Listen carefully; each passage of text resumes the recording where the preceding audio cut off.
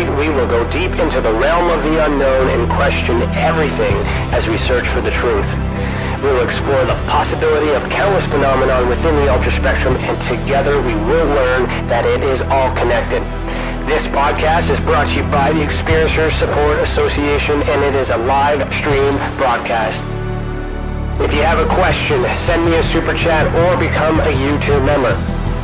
This podcast is brought to you by the Experiencers Support Association. Take a seat, relax, get ready, and welcome to Beyond the Tinfoil Hat.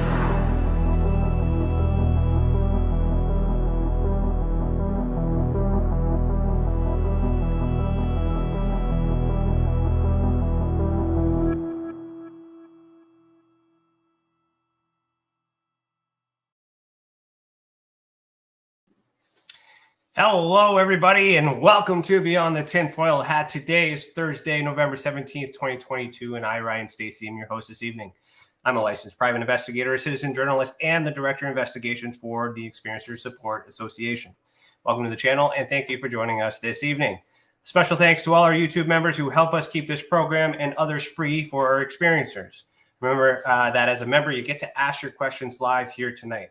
For all you non-members, you can super chat or send a tip on Rockfin to ask your questions to our guests live. And remember that every little bit helps. At the 2-hour mark, CC and I will have our after chat, so stick around and we'll keep the conversation going and chat with everyone in the live chat. We will discuss what we thought about the episode, and we'll talk about what's coming we'll share some recent news with Tessa on what's coming next week. Today's guest is an Arcturian healer, intergalactic channeler, and author. Our guest for season 4, episode 35, is Viviane Chauvet. I hope I said that right. Viviane is an advanced Arcturian hybrid avatar, published author, international public speaker, creator of the Arcturian Energy Matrix Healing, Multidimensional Way of Healing for conscious evolution, advocate for planetary ascension, and owner for Infinite Healing from the Stars LLC. She serves as an emissary and multidimensional conduit for cooperation of Star Delegations, including the Lyrans, Sirians, Andromedans, and other interstellar groups. Viviane is also an emissary and ambassador for the galacticalliance.org. Viviane is the producer and co-host of the Infinite Star Connections podcast. She was the hybrid consultant on J3 Films documentary Extraordinary: The Seeding, and featured in a multi-award winning documentary Extraordinary: The Revelations. Viviane's collaborative #1 best-selling book series, Wisdom of Silver Sisters, Guidance, Grace, and Golden Wisdom of Love, Legends and Legacy, it can be found on Amazon. Viviane is a well-known speaker at the Los Angeles Conscious Life Expo, New Living Expo, Sedona Ascension Conference Retreats, Hidden Secrets Revealed Cruise, Mount Shasta Summer Conference, and much more. She offers workshops and meditation series on her YouTube and the Conscious Awakening Network, also known as CAN. And the websites for that are inside the description below.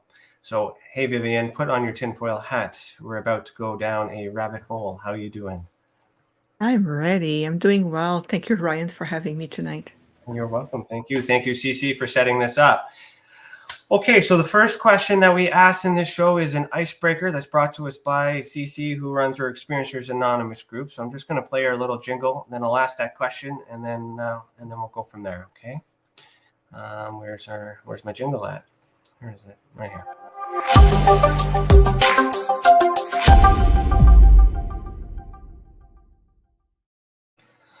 All right. So CC asks, give your best impression of an extraterrestrial attempting to explain the human race of Earth. I love that. That's a good question, CC. It is a great question. So if I understand correctly, I have to explain human race to extraterrestrial. Is that the question? How would an extraterrestrial explain to, I guess, someone else what the human race is? Well, how would they describe us? I would say an entire civilization in the midst of the most important return or ascension, a most important point of their history. It's a civilization has been manipulated so much that they finally wakening up to their own true nature. And Earth human beings have such power within themselves, the capacity for love, the capacity for compassion. And I would say, it's definitely a civilization in the midst of their rising in their power, and we have to keep a close eye on them because we want to welcome them to the community of light.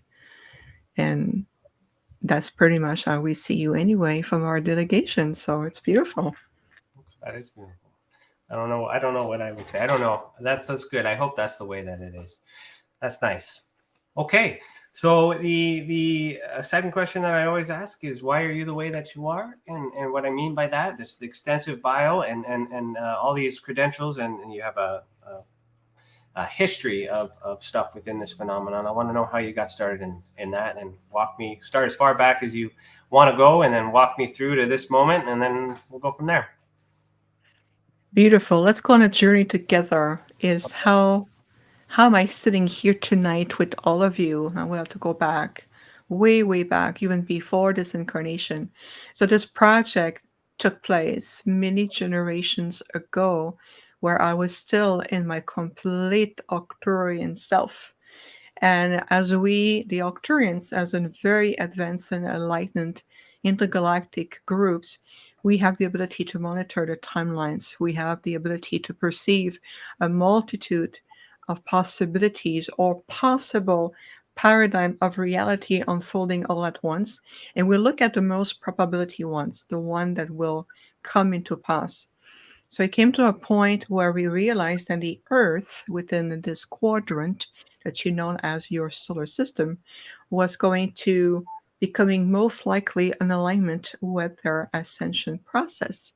And so that's very much where it started, really, the story, the journey of me coming back onto the earth. So I consulted with our Council of High Priestess, our Council of Elders, and we're looking at terms of how can we allow one of our own, an advanced being that cannot sustain or be living in the third density, how can we allow the complete aspect of that being be on a planet to bring direct assistance? So you have to imagine that the Arcturian, for example, are millions of years old. So let's just say that we have learned quite a bit from past history, and we have also developed quite a bit of organic conscious form of technology. And so the long story short, so to speak, is that over many generations of stabilizing very specific sequential DNA and genetic material, we created the perfect holographic template that will allow me to be here. So think of it as developing the latest technology that allows a human being to live in the depth of the ocean and create a city there. It will take a lot of time to build and adapt the technology that will respond to the environment, right? If you were to live underneath the ocean and being able to live in that pressure aspect of what the ocean is about. Well, it's something very similar for me. So we have to come with the perfect vessel that will allow my consciousness to be inside of it and being able to functioning and being able to be one of you, functioning, living, speaking, breathing like an earth human, so I can be boots on the ground and being able to at the same time remain in that pure state of complete conduit aspect and allowing so many high frequencies and transmission of codes and information on a day-to-day basis to relay back to our delegations, and then being able to do my work here on this earth. So my presence, the bottom line I'm making here, Ryan, is that to talk about my childhood would be just scratching the surface of a huge iceberg on the understanding that we talk about disclosure or making contact or, encounter of the fifth kind.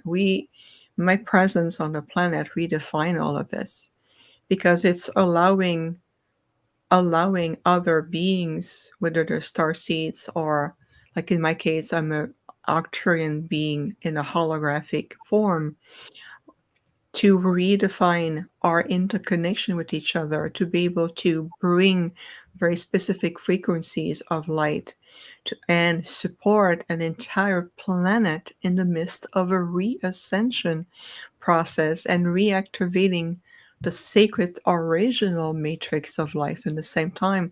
So it's a really huge endeavor for a civilization like my Arcturian group to achieve such level.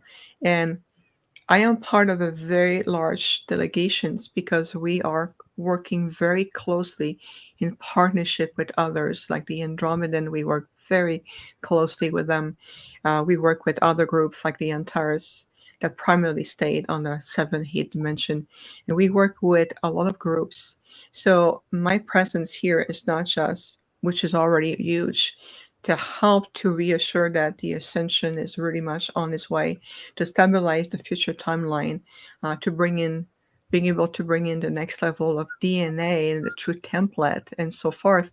But at the same time, Ryan, it also allows, you know, other delegation, other group, whether it's Star Regency Council, whether it's different, council delegations, to be able to work with the Earth, with Earth humans, with star seeds, with the masters who have come here, and being able to assist also other own worlds who are going through um, very similar evolutionary process as the Earth is going. So my functions are really multidimensional because I'm assisting other own world at the same time as I am here on a day-to-day. So, but how did I know that who I am and as I am today, even as a child? Even as a child, I remember 4 or 5 years old, already living in a sense of a group community. I've always knew that I was part of a very large group.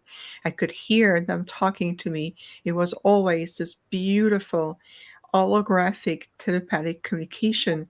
It's a transmission of light, what they were transmitting through me helped me to understand. And even though I was living in this world, I was in parallel to this world because of my nature, because of who I am, helping you to remembering that I am an Arcturian being, that I'm part of their groups. And I chose this very highly important mission. And so I start to having recollection of who I am and start to reintegrate aspect of my Arcturian avatar self and being able to, go to the ship, being able to have some reprieve, being able to be with my people, regenerate my form, come back to the planet and I feel like I was having a parallel life to the one that I was supposed to be, that like my name Viviane, this is my earth name, and people know me by that name. This is the identity, the persona that we have built for me to be here. So my journey is complex because unlike, what we used to hear with star seeds or my mother was pregnant with me, she got visitation, she went on board, they added genetic material, or later on, my reality around um, the UFO reality, it's a little bit different. I'm kind of in between categories because I'm not a contactee, I'm not an experiencer, I'm an Arcturian being in this form. So I'm redefining what those reality of making contact, conscious connections are really about. So this is, in a very short summary, just a snippet of how did I came about.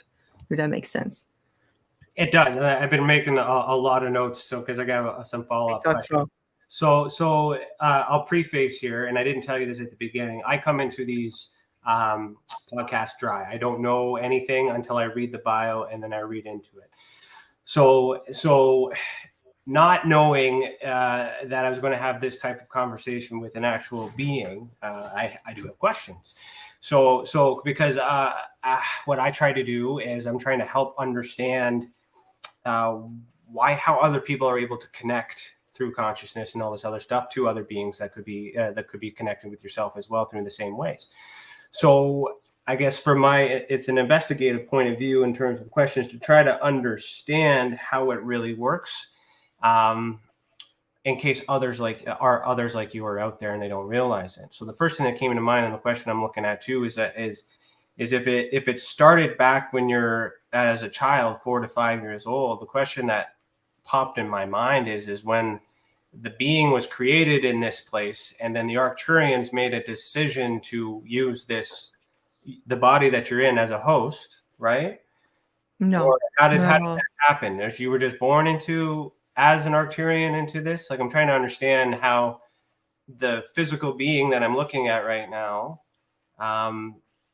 was brought into this earth as you are, or did a transition happen somewhere in your life between what I would be and then versus being activated? Does that make sense? Am I explaining that? No, because this is none of the above. So I'm Okay. gonna have to and I understand this is exactly why that we are really beyond. I'm really beyond Okay. any form of categories. This Okay. is why I didn't start as what I was a child or how I grew up here. I started when you asked me, how do you came about? And Right. I said, we have to start where I was Okay. back in our realm as an Arcturian being, and Okay. we looked at the timeline of ascension.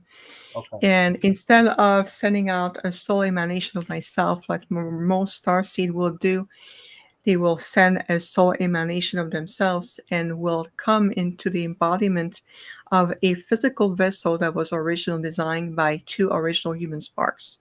And then from there, when the mother is pregnant with the child, the soul come into embodiment, bring Okay. all the knowledge, the frequency, the very unique signature of that star group they represent. Okay. And thank God we have many of them. This is wonderful.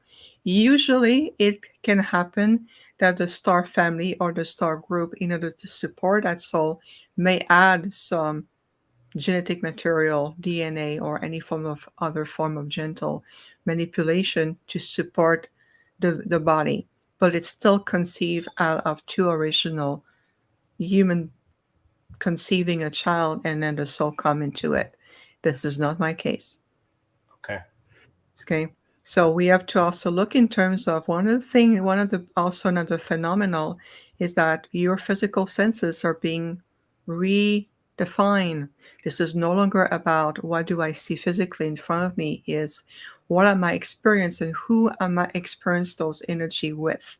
So it's allowing yourself, all of us, to step into more a multidimensional sensory points. This is part of the evolution coming through on the planet as well. We're shifting out of 3D linear, what's palpable, touchable, researchable, and moving into to feel like, oh, well, I am too an holographic multidimensional being of light, and this is true for everyone. So we taking that premise that is becoming much more appreciated and also recognized by people that they are a multidimensional being of light and divine being of light. And what we say to you is that how I came about had nothing to do with the traditional way of how a soul is reincarnated on this earth. Okay. Is I chose to send a direct aspect of my Arcturian being avatar, and I wanted to be more, in a sense, physically have a presence on the planet, on the earth, so I can be here instead of remaining in my original form and having point of contact like contactees or experiences. Many people work with the Arcturians, many people work with the Lyrans or the Sirians.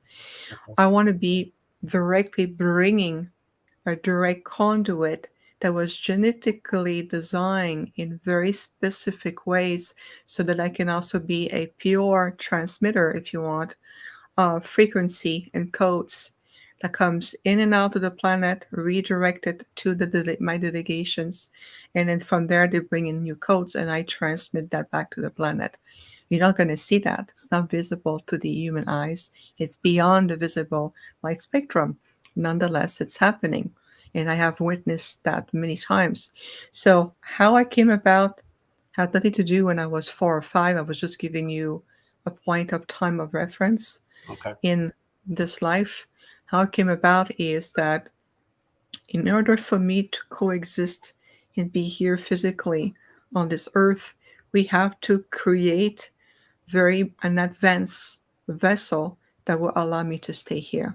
Because if you look at the star seed, but especially hybrids, hybrid depending on what other star groups are part of the genetic makeup, is that one of the challenges they will have is that will the immune system be viable? Will they be able to? Will the body be viable? And it's part of the huge um, issue with creating hybrids. And oftentimes, depending of who genetic material they carry, they will be either kept on the ship off planet, or if they're on planet, it's because they have more human genetics, and then the ET aspect of themselves blends in better, so they can function in a healthy body. So we went beyond this concept. We utilize our very advanced conscious organic technology to create an holographic form that will be capable of holding an entire system with organs, bones, and everything, and then will allow my aspect of my Arcturian avatar self and consciousness to embody that vessel. So that's the best way I can summarize how I really came about. And then there was a way of how I was reintroduced to the planet. Because when you're able to look at different timelines, you can reinsert events or memories to the timeline, so you can be simply be inserted back into the world. So I know it's complex, and I can feel that the mental mind is attempting to grasp all of it, but we're not talking to your mental mind. We're talking to you as a Yeah. divine being of light. And this is why, I'm representing the next level of what making contact really going to represent moving forward for people. And I'll tell you one thing, Ryan, is anyone who's been working with me, and I've been working with thousands of people worldwide. I've been doing this publicly for going on almost 10 years. I've been doing a lot of conferences, interviews, lectures, and I've seen, as we witnessing the consciousness evolving on the planet, people start to recognize more who they're really having in front of them. I'll give you an example. Um, over summer, I was in Sedona for a conference, and I was speaking on stage. I was doing an activation with 3 intergalactic groups, and there are people in the audience who, during the activations, saw me shifting or merging more into my Arcturian self. They could see that my body no longer looked to humans as it perceived right now, and they could see that I was a 10 feet tall being talking to them in this human voice. So I rejoice to see that more and more people are starting to really align with these new level of reality that's been coexisting with the earth for centuries, but we're simply returning to that point. So part of the message is to says, just realize that you are evolving and you're part of a very complex multiverse, and that there's a multitude of life forms coexisting with you on this planet that doesn't have to have exactly the human looks or fit the exact standard that you've been used or programmed to get comfortable with. Think of it as a dimensional attunement, where you are dimensionally be attuned to perceive life, to realize, this beautiful exchange, to feel the light, to feel the frequencies, to feel the algorithm, the beautiful algorithm of light coming through our communication. Because oftentimes as I speak, even though you hear one voice, you hear my voice, but it's the voice of many. There's many. I can feel that it's many of us speaking with you, expressing our love, our thoughts, our teaching and wisdom with you. And this is a really important aspect of why I have to come through in a very, very specific way. And I'm sure you may ask this question, so allow me to go a little bit, like just a little bit further, Please. because that question was asked of me a lot. Well, how do you know? What proof do you have? And I'll tell you one thing. When I grew up, the moment, even as a baby or as a toddler, as I was growing up, and I chose to go through the growing life cycle so I can understand and feel each aspect of life, how everything evolves, and being able to relate back to when I said to you, I know what you mean, I understand what you're feeling, it's because I really know. I have the experience to back it up, and I understand I'm with you. So I remember growing up as a child, um, I caught the attention of the medical field back in those days, and they were telling my mother, your child is very abnormal. There's something off about her. There's something that is not normal. She doesn't look healthy. She doesn't look the same way.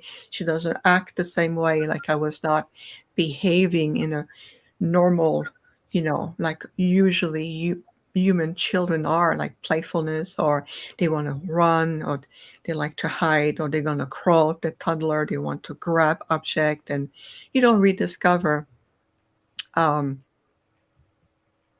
what's going on and around their world. And to me, I was in a state of connections. I was in a state of observation. I can feel that I was there to observe, to feel life, to understand better, be able to relate. And I can feel people's emotion. I can feel their thoughts. I can feel their intentions. So I was more in a constant state of contemplation and observation. And of course, I would have, my time to experiment or play or relate. But I could feel that how much I felt isolated compared to that sea of either children or other human beings acting in a certain way or behaving in a certain with certain patterns. And I was just outside, almost like I was looking at a reality from an outside observer and saying, well, that seems illogical to me. It's like asking, why are they responding the way they do? Why is the adult responding the way they do with children? Why children are acting this way with each other?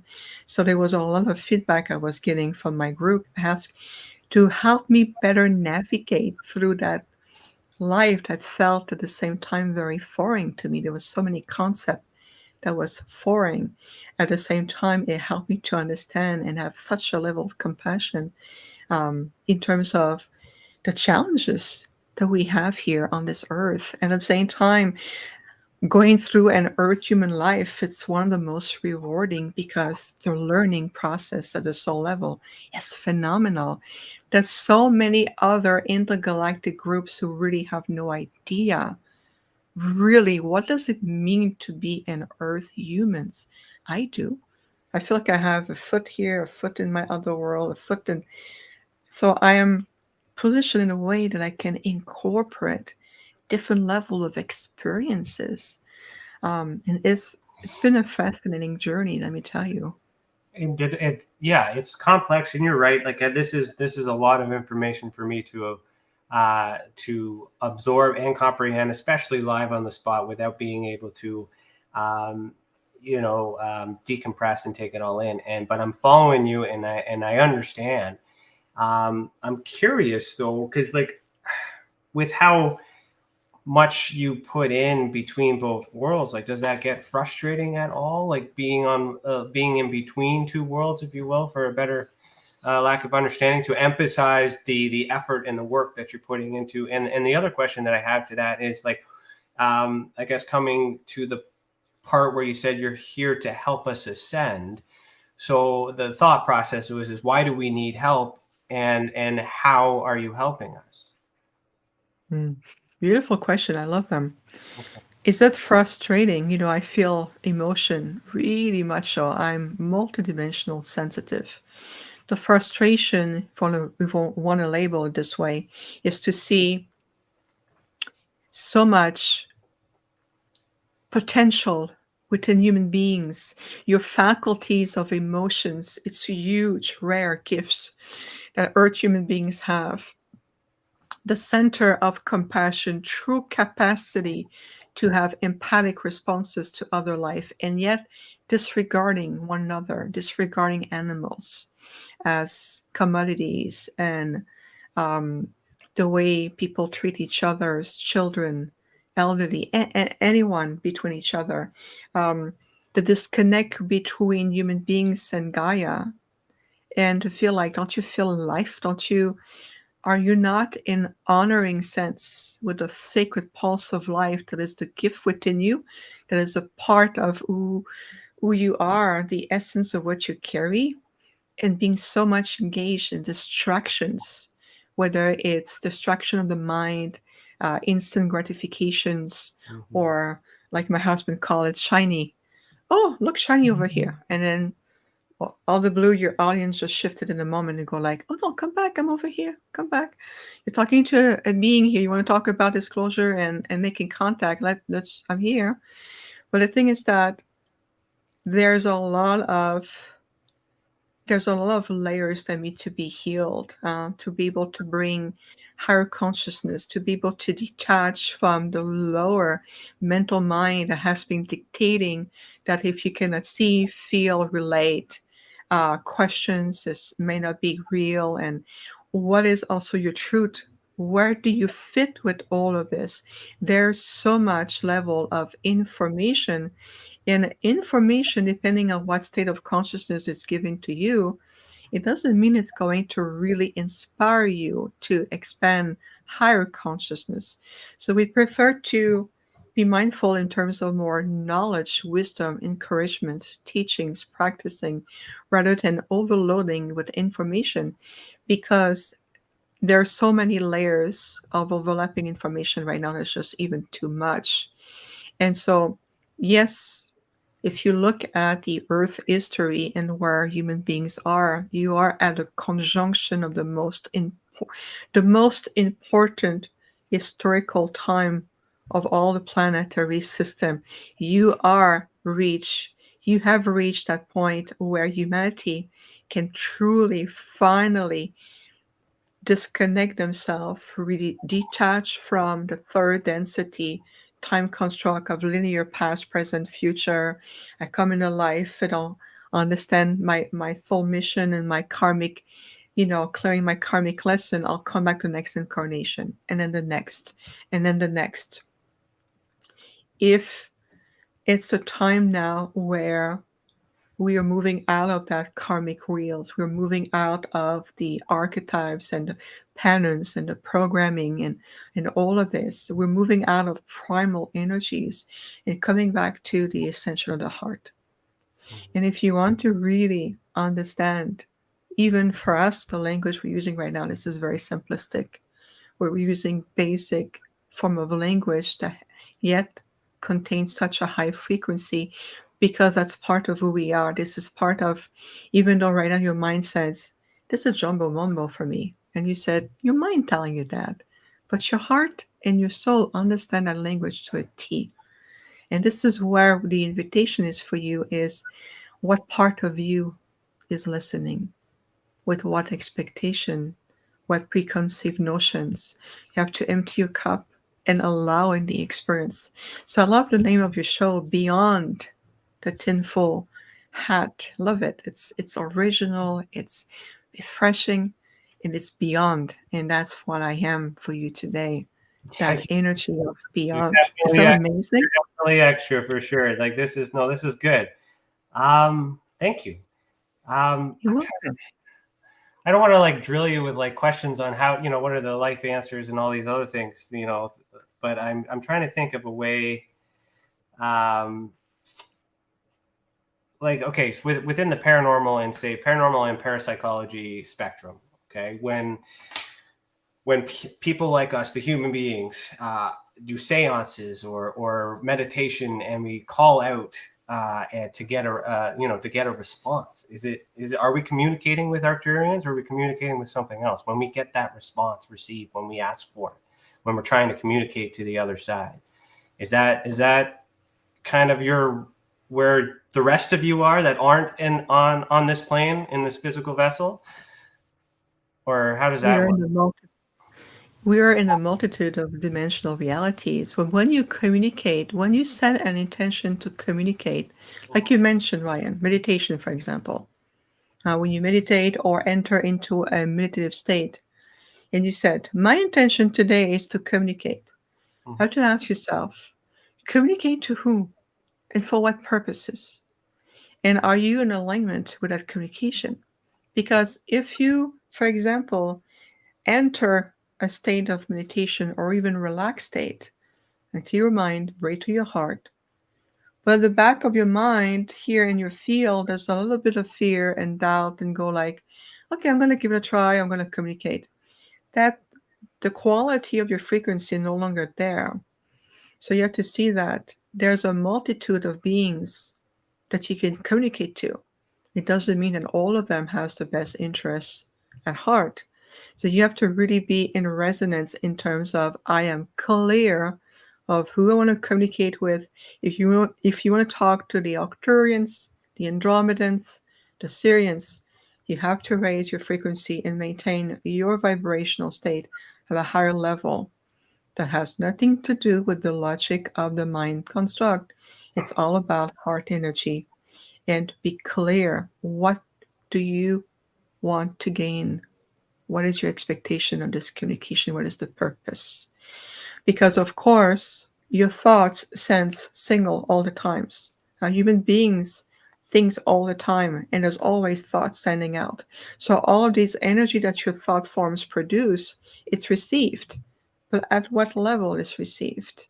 And again, intention connected with your heart energy. Be clear. What is it that you are ready for? People says, oh, I'm ready to communicate. I want to see the beings. I want to connect. I said, okay. But are you completely in alignment, mind, body, and soul? Are you really much ready to have in your presence, in your space, the presence of an intergalactic beings that completely abide by different set of rules, different form of perceiving life, realities? They may not share your set of morality and codes that we have here as human beings. So we have boundaries with each other. We have codes of morality. We have things that it's normal to do. But when you interact with intergalactic beings, wherever they come from, they're no longer abiding by your set of rules or your reality. So you have to understand exactly, are you going to higher consciousness to higher consciousness? Or are you sending a free, what I call a free signal? Or I just want to communicate. Well, the quality of your communication will be answered. It doesn't mean you're going to like the answer. Does that make sense? Question that popped in my head is how do you blend in with us? Like, you're choosing to communicate to me this way because this is the type of conversation that we plan to have. But like, I mean, in your day-to-day life amongst civilization, is that easy for you to blend? Do you do that intentionally, or are you, are we able to spot you out in a crowd and be able to know that that's an Arcturian? Like, are there tells, or do you just completely, I wouldn't say hide, but like hidden in plain sight kind of type deal, how's that work? Well, it's very simple. The idea for me was to come here in a human form. I can go to the store, buy groceries, sleeping, drinking tea like I'm doing right now, and being able to function so I have a level of adaptability so that I can be here on the planet. If you, depending on your level of consciousness and awareness, you may be able to feel and perceive there's something different about you, and I heard that a lot. And I can be standing in line in the cashier line in the groceries, and they will tell children, babies, they have all eyes fixed on me because they can see me. They can see beyond. They know, they feel it. Most people getting busy, distraction, mentally engaged in the cell phone, tablets, be tired after a long day of work, worries, mental congestion. No, they won't be able to perceive the difference. To them, I'm just another human being standing in line. I smile and I wave and I'll dialogue or make a compliment. But what is going on beyond what meets the eyes is there's always an energetic exchange that takes place. So the frequency I carry, I emanate those frequencies, even though it seems to be mundane, waiting in line in the cashier line for the grocery. There's always different form of interactions that invites you to either clear your heart, you have a difficult days, helping you to raise your frequency, helping you to harmonize, the energy. If you're not present to it, to them you might just feel like, I feel good when I'm around you. That's because of my energy. Others might be oblivious because they're not in alignment or have the capacity to hold those frequencies. Like I know that many right now might not be, and that's okay. This is part of shifting consciousness, being able to cultivate your own frequency, being able to be aware, are you present? Or are you too distracted all the time? Because most people navigate to their mind instead of navigate to their heart. And that's really what we call living by the essential. It is essential to return to that space in order for you to, for all of us, to be able to be attuning to what's really happening, understanding a much bigger design to everything. You want to connect to intergalactic beings, you want to talk to experiences, but you have to be present to it. Are you listening? Are you being present? And that is very, very important. Interesting. So while adapting, do you ever encounter any negative human beings, negative energy? Is that and does that affect you? Like, I'm not saying you're a robot, but like, do you feel the negative energy that's in this world? Very much so. I'll tell you, Ryan, every morning when I wake up, the moment I reintegrate my body, I feel as if I'm carrying the earth on my chest. I feel the heaviness of the earth. I feel the energy of everything. And I have to clear myself and restore back to higher frequencies. I am, as I mentioned earlier, I am multidimensional, sensitive. I can feel the energy. So if someone has an attachments or displays certain behaviors or even carry in their field, I will pick up on that right away. And I saw a great many things, whether it's negative beings, entities, interdimensional being crossing portals. I've seen walking on the street and seeing people coming opposite. I can describe them to you, but they're not their corporal form. They're interdimensional. That's just portal opening, and I'm attuned enough to perceive them, and they know that I can see them too. It's an exchange.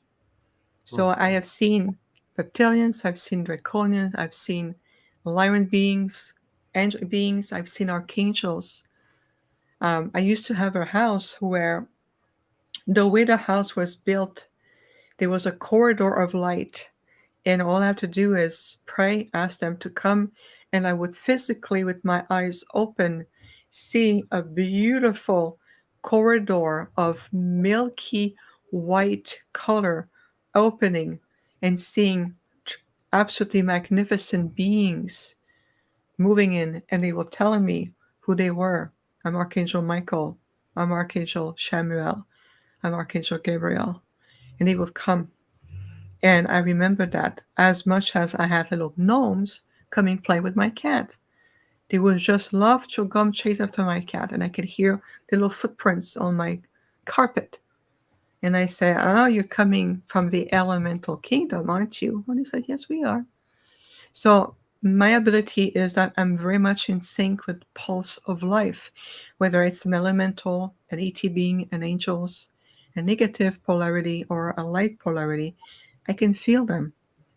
I'm very much in tune to presence of life in any shape or form. So if I'm standing in line in a public place, to me it's like a festival of like a buffet of energy because I can feel, oh, this one is feeling this way. Oh, this person, her heart is heavy. This one is mentally too busy. Won't even see I'm here. I'm like invisible. And others will come across me and go, look at me like, wow, what am I looking at? And I smile. And they go, oh, okay, I smile. And they go about their day. So I'm looking at different level of consciousness coexisting within the same reality. When you start to live that way and be attuned at that level, it's phenomenal.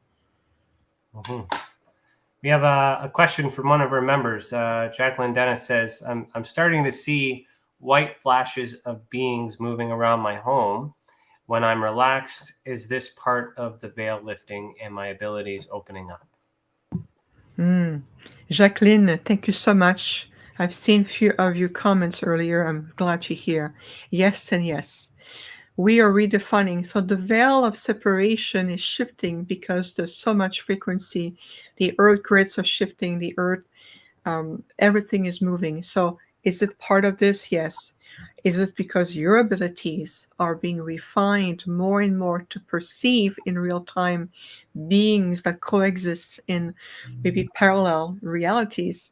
Oh, absolutely. And I'm really excited for you because this is a great gift to have. So a follow-up to that. So how does that work in relation to what you've just explained to me? So you come into this world already this being. We, in her instance, is as a human evolving like almost to like a meeting point, melting point, or to the middle.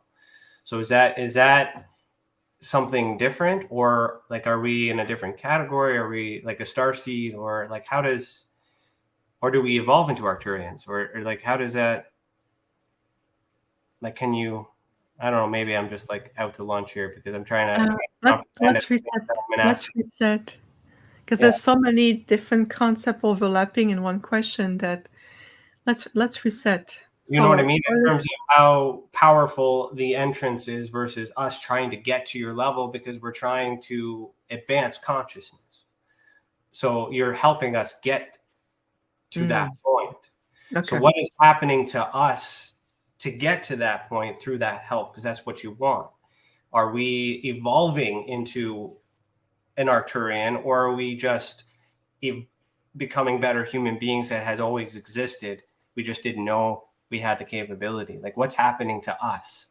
Yes, it's a grand return of these amazing abilities that you've always have had, but were either suppressed, manipulated, and built upon, and of course keeping you very distracted, very busy, overworking your nervous systems, pulling your heartstring, and utilizing all the energy.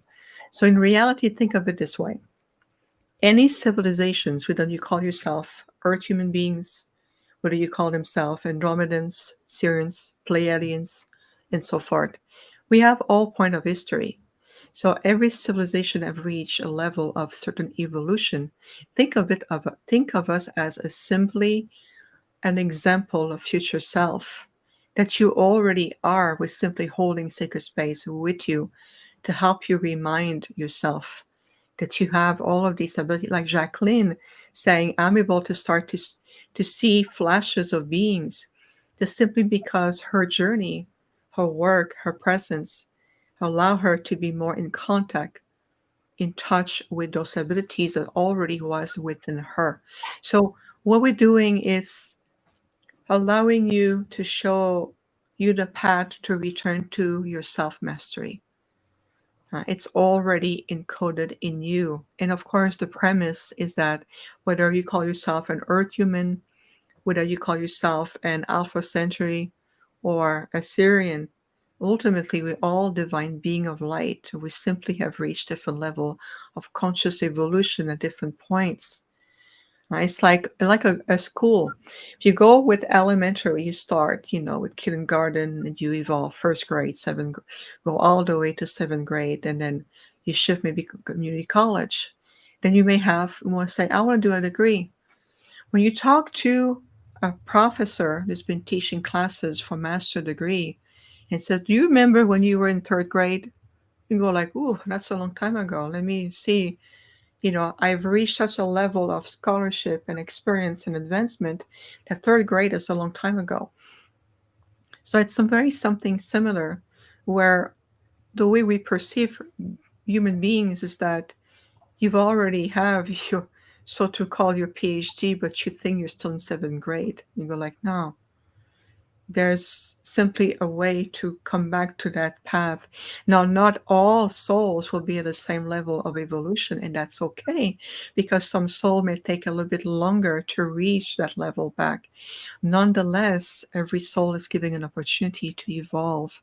And that's important to realize Ask yourself, beyond this life, this program, this education, everything I've known here, what else there is? You are starting to reopen yourself to understand that you have been living, existing, and evolving in a very complex multiverse. Okay. Okay, we can work, always says we can work with okay. That's good. Well, I'm just absorbing. So, like, because like normally I'm thinking of questions to ask afterwards, but like it's to me right now, I'm taking this in. I'm understanding what you're communicating to me. I am a little uncomfortable in the sense that it's outside of my analytical mind to accept because it's hard to prove. But at the same time, I believe, and I know a lot of people that have these experiences. What you're describing, I've heard many times. It's just this is fascinating to me, and I'm trying to I guess receive you in the proper way. So a question that came to mind is about, and then this is something where I'm often dealing with too, is and you mentioned suppression. So we do have government, or we assume we have government involvement. So is the government or the people in charge of us aware of your presence? And if they are, do they have control over it? How does that work? And why do they suppress us? If that's the mission, are they aware of that? And is there a group decision to prevent us in the ways that we think that we're being prevented from being, these beings of light? Why is that happening? Again, a beautiful question with a multitude of avenues. This is beyond me as an Arcturian being. This is why I would say, let's start here. This is why there are so many star seeds who have returned to the Earth. This is why there's many beings who've already had reached the level of awakening and ascension, or come back again in the body to bring their knowledge, to be way shower, to be sacred anchor of light. This is the why. So, are there government and structures in every country, everywhere around the world? Yes, and this is very ancient. There's a multitude, there's a network behind it. This is not my specialty, but I can recognize that there is. And it's more complex than meets the eyes in the fact that it's not just human being government want to control the population. It's also who's behind all of this.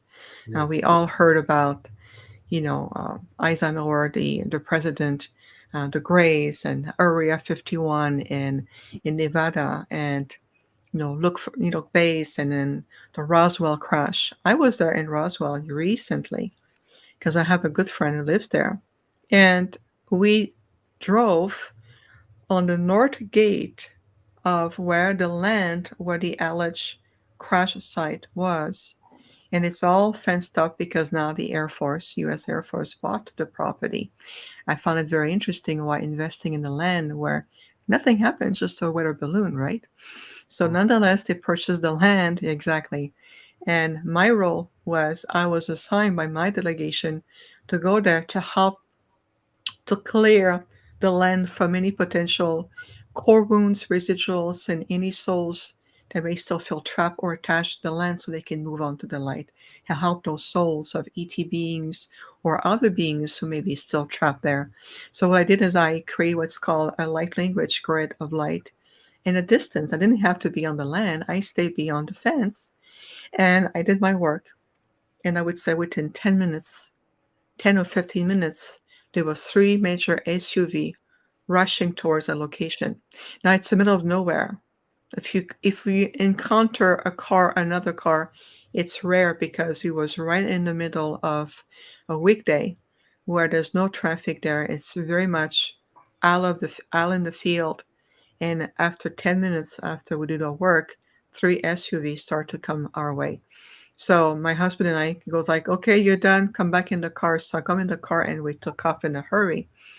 And then as we took off, they let us be, and then they turned around and they went back. So how did they know that we're out in the field? There's no camera. There's no drones above her head. It's a cloudy, rainy day. How did they know that we were parked there by the north fence, not touching anything, not climbing the fence, not attempting anything at all, just staying by the road? And all I'm doing is creating light work energy on the land with very clear intention. That's because they have the ability to perceive. They have those who do remote viewing. They go like, we have this ET being in this human form over there messing up with our land. We have to go watch out. What is she doing there? And so we left and we drove over an hour and a half. We went around the property to the other part and we went to the south gate. And I said, now I'm going to bring and help the soul to transcend back to the light, and I don't want any interruption of any kind. There was no SUV, no helicopter, no nothing. And what I did is I opened a corridor of light, and I did see the soul of beings leaving the land.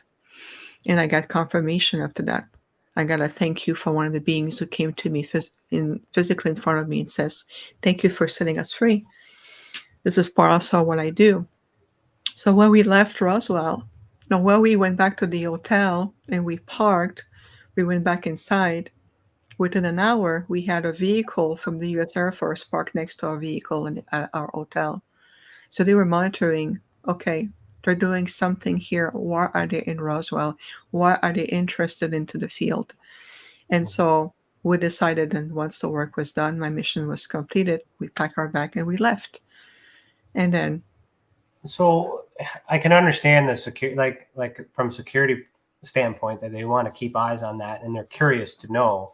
Why not just approach, if they know what you are and you know what they are, why not just interact and explain yourself and take control of the situation? Or why don't they capture you if they know what you are and study? Like why is there that tension? What's that about? Do you think that I'll come with a lot of protection and high purpose? I'm not here to be studied in a lab. I'm here to help an entire civilization to ascend. So, of course, it comes with a lot of protection. They know. They know the moment I came back to the planet. Is they would know that. So there's some fear on their end, perhaps, that they don't want to engage in that way, which I find fascinating. Well, there's multiple reasons for that. But again, this is not my purpose. My purpose here is I have other type of work to do. And I prefer to engage into more feeding the consciousness of people, helping people. There's plenty of whistleblower. There's plenty of other light workers who are engaged in terms of decoding government and behavior and documents. And I bless them all because we all serve a purpose. We all here for, a great mission, and together we're much more powerful.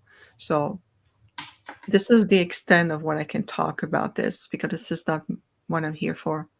I'm here to hold a space for the future timeline, what's coming in. And the work I've been doing for the last 10 years or so, I was helping people to transform their life, to create, to helping them moving out of negative stories, experiences, expanding into who they are, rediscovering their potential, changing their life in a positive way, being able to be a better co-creator, manifesting more happiness, abundance in all of this. And this has been a very, very huge point that I do. I do on average 8-10 hours sometimes a day of healing work with people to really help as many people as possible everywhere around the world, and different culture and different belief system, different journey. It is incredible. And that's the part that I love the most, is working with the people directly. That's beautiful. Thank you. We're going to pause right here, but we'll continue after a message from our sponsors. If you're listening to the audio only version, head over to youtube.com/the Experiencer Support Association so you can see the video that goes with this audio.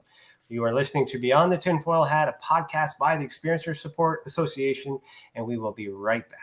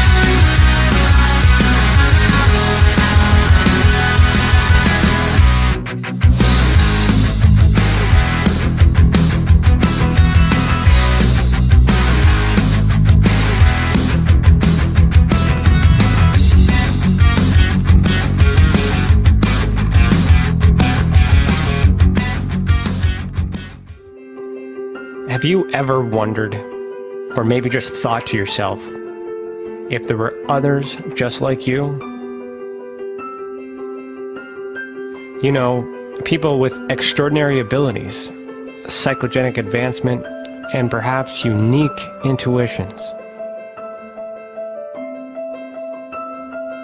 Maybe you just wondered if there were other people who experienced unimaginable, unexplained, or even unusual and paranormal events.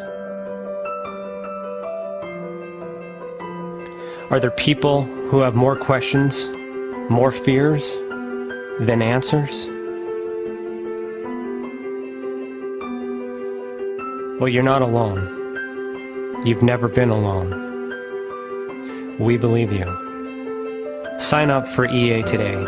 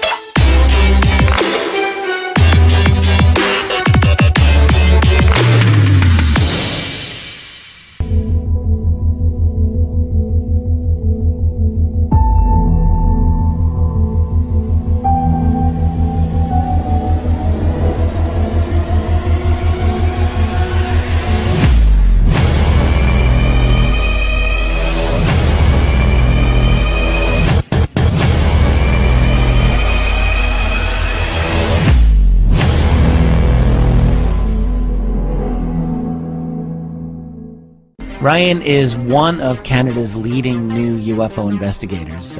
He conducts and oversees UFO investigations on a constant basis.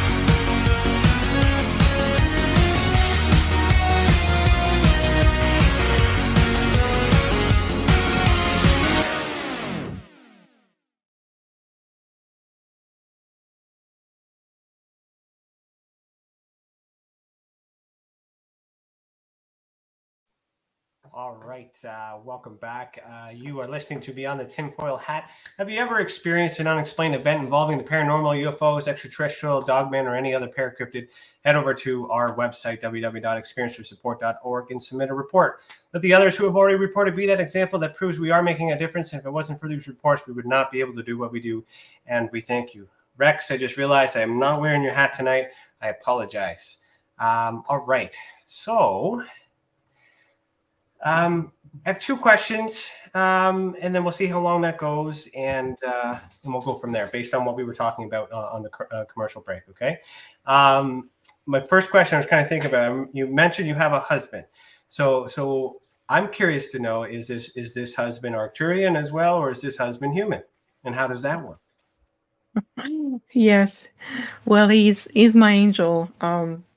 So my husband's soul origination is an aspect from the angelic realm, but he was born out of the spark, again, union of two human beings in a very, I always tell him, you were the clever one. You took on a body much more adaptable to function here. And I always tease him that he made a great choice by doing that. So he was born from both human parents. But when we met, the first thing I saw in his, what I call the abstract field, is I saw 1,000 angels all in a row in a very sequential way in armor. And they told me, they said, we are his brothers and sisters. And then they showed to me that at a soul level, he's a soul emanation from the angelic realm. And it makes a lot of sense because it takes an angelic being to better understand an ET being. And so that combination together works very, very well for us. It's perfect, actually. Okay. How did you find him in this life? Did you both arrive at the same time and were meant to find each other eventually at a certain state, or two different things, synchronicity? Like, was that divine? Was that set up? Like, how does that work? Well, like many encounters in our lives, of course, we plan them at a soul level. It was part of our soul agreements. But once you get here in this life, you can still a lot being lost in translation, and things start to feel a little bit more dense, linear, and you go like, how am I going to do this? So many years ago, I told my group, I said, okay, here's the deal. I'm here on the planet. I'm the one, boots on the ground. Instead of being comfortable aboard the ship, I'm on the planet. And my requirement is that I want my life partner to be with me. And then I like to be functioning in a dual setting. I come from a collective, a group. I'm used to that energy. So I said, this is my requirement. I want my life partner. You either send me a very advanced CT being or an angel. It's one or the other. And they said, your request has been received. Now release it and continue your work. So they always say, stay focused on what you're here to do. Continue, stay in your light, stay in your mission, follow your heart. It's going to happen. And so I was teaching classes and, meditation workshop. I was offering a lot of different form of teachings in the community. And my husband, who was not my husband at the time, came across my group and started to hear about my work. And he was already starting to want to navigate more on his own spiritual journey, better to understand his own gifts and abilities. So he was very curious.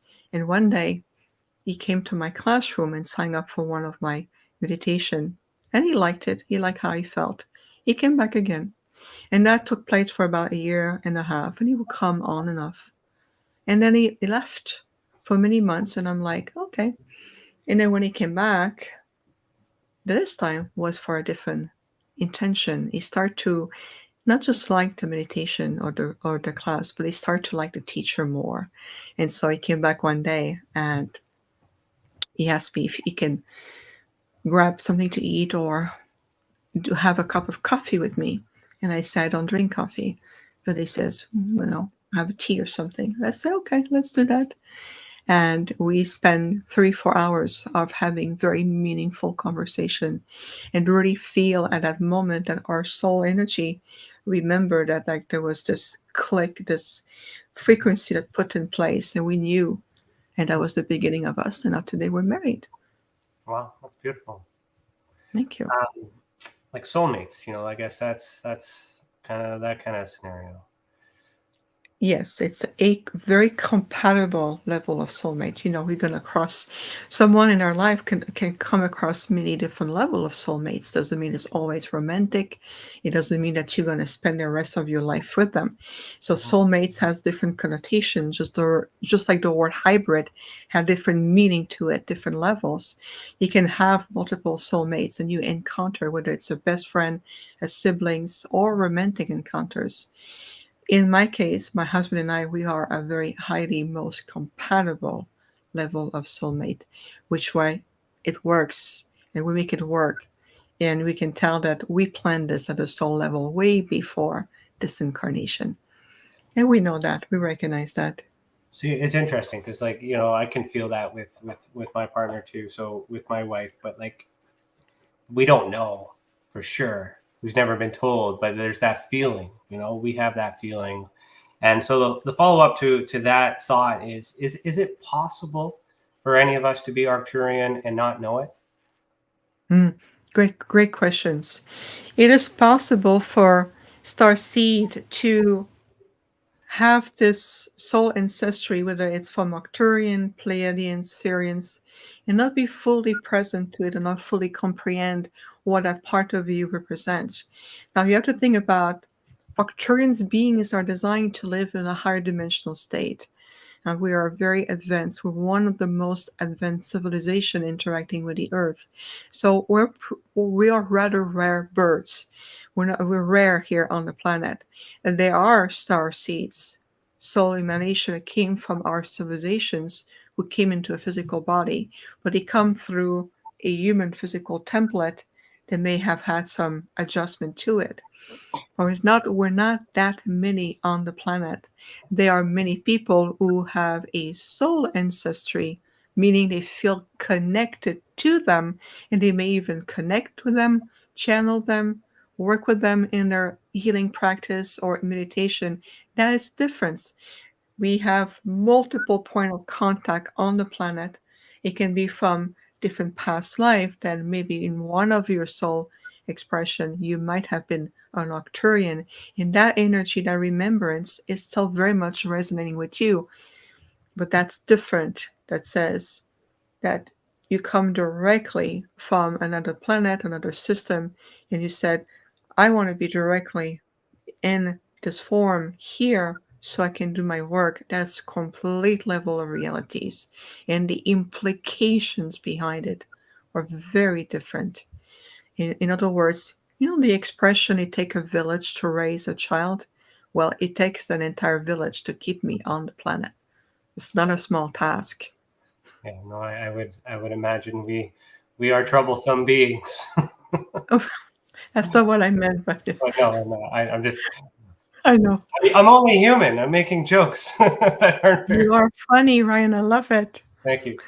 We have two questions from our audience, and then I want to ask a question too. And our guest may have to leave early. We're hoping she can stay a little bit longer, but so I just want to let you guys know. So Cece asks, Viviane, how would you explain a mirror soul contract? Thank you, Cece, for the question. So again, semantics can have different meaning for everyone. So what do you mean by a mirror soul contract? We may understand it from different ways, but what do you mean? Okay. Cece, if you reframe that, I'll ask. Yes. And then in the meantime, Jacqueline has asked, what is the message the Arcturians want us to know right now? Jacqueline, I like you. I like your energy. We may be kindred souls. I feel like you're from another star system, another group, but very complementary with each other. One of the multiple messages that the Arcturians have for human beings is that remember that ultimately you are galactic royalties. The Earth human beings were designed to hold the secret template of the divinity, and you have so much genetic material within you. There's so much encoding of information. Your own original soul matrix, it just glow with light. So the message we have for you is that get to know who you are. Let the persona leave behind. Step outside of the mental logic mind that had kept you going in circles in the same loops or repeating the same things. Release the shiny and get to know your heart, get to know your universe. Listen, be present. What we are saying right now is that there's so much more to you, and you will see you are giving an opportunity to discover and rediscover the seed of potential that is within you. And when you look at the different star regency councils or the multiple layers of the Federation and with the councils of light, the galactic, there's so many. But one thing, there's many of us, we cannot wait for the day when Earth human beings will finally take their rightful place among the galactic communities as an equal race, not an inferior by any shape and form. Now, there are many souls who may not be ready for this, and you will be allowed to continue to evolve to where you need to be. But overall, we're talking about looking at human beings. It's a term that has been misused. We need to release the stigma of the past, heal the wounds, releasing the historical trauma, the whole history, and return to understand who we are and who you are and who we are for one another. I mean, there's many being I'm so sorry. I just got an update on Yeah, it's okay. um, You just let me the know. emergency. Yes, I want to acknowledge everyone listening right now. Right before we went live with Ryan, I received an SOS, a 911 from someone very close to me, and it's a serious situation. It's not something just with a headaches. So I've just got an upgrade, and um, my assistance going to be needed very, very soon. So would it be Okay. okay if maybe another maybe 10, 15 minutes Yeah, and I you can just you just let me know, and thank you for sharing. okay. I didn't want to share that, but yeah, Yes, it's real time. You just let me know, and then if that vibrates and you need to attend it, it's not rude to completely understand the situation you're in. So thank you. you just tell me when you have to go, and then hopefully we can leave some time for you to tell us where to find. If not, we'll tell everybody where to find you on your behalf. Oh, So absolutely. And again, I really appreciate so much. no worries. So CC had clarified. She's talking about another person with opposite aspects meant to assist in the soul awakening. Opposite aspect. Would you kindly, Ryan, repeat the question for me? Yes. Okay. Another person with opposite aspects meant to assist in soul awakening. So she's clarifying what she meant by mirror. Mirror soul contract. So opposite, but together, I guess. Well, okay. Thank you for clarifying the question, CC. Again, it's your question has a multitude of possibilities here. For example, you can have that in a soul contract. You can have two souls who have some what we call unresolved soul patterns, karmic ties. Is we're going to come back, we're going to recreate certain scenarios together. I'm going to take a role, you're going to take another role, and we're going to mirror that to each other. We see that a lot with, for example, mother-daughter or mother-child, and they seems to be opposite in the quality of their interactions, their values. There's a lot of discord, miscommunication. It can be very challenging. So we set to say, okay, if you are mirroring into each other, aspect either past life or past timelines or karmic ties that you've come to resolve, then you play those roles. But the good news is that at some point you can work with the Council of Time and ask through the higher self to says, have we already learned what we've come to do? Have we already accomplished what we've come to do? And at this point on our journey, can we release those mirror aspects from each other? Can we release those roles from each other and being able to continue evolving in a different light so that, for example, it can potentially resolve communication issue, healing relationship, being able to see each other in a different light and being able to detach from it. I see that a lot in my work where we go back to the Council of Time and we ask, okay, we're going to release even a soul group that may be mirroring into each other that sense. And that soul group will be reflected as maybe a family unit, a generation, grandmother, grandfather, parents, siblings, and that has been perpetrating this way. That could be an example of it. So see your question as multiple possibilities as we are reflecting into one another and how we can help each other to evolve. Is that what you have in mind? If you have something else, you can also ask a sub question. You're more than welcome to. Okay, perfect. Thank you for that. Okay, so while we're waiting for that, and of course, as soon as see how, do you still have some time, or you okay? A few more minutes, or? Yeah, I apologize again. I apologize. I'm getting some updates. Yeah, what I'm gonna do, I'm gonna have to go out of body and intervene and doing some other work. And anyway, I'm gonna have work to do with that situation. Um, Do you I want? can see that it's going like 7:30 my time. I can do maybe another 8-10 minutes, and then we're Okay, gonna so have to let's wrap just up do on my this and then end. we'll wrap it up. I just have a quick Yeah, question. It might take of a while, course. but I mean, have you ever seen this symbol before? Does that look familiar to you or remind you of anything? I'll explain why I'm asking this in a minute. For some reason,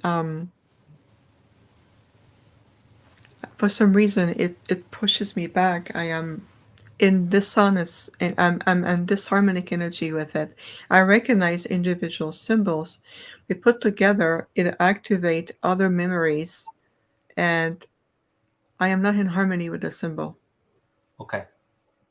So it does not feel good with you. It feels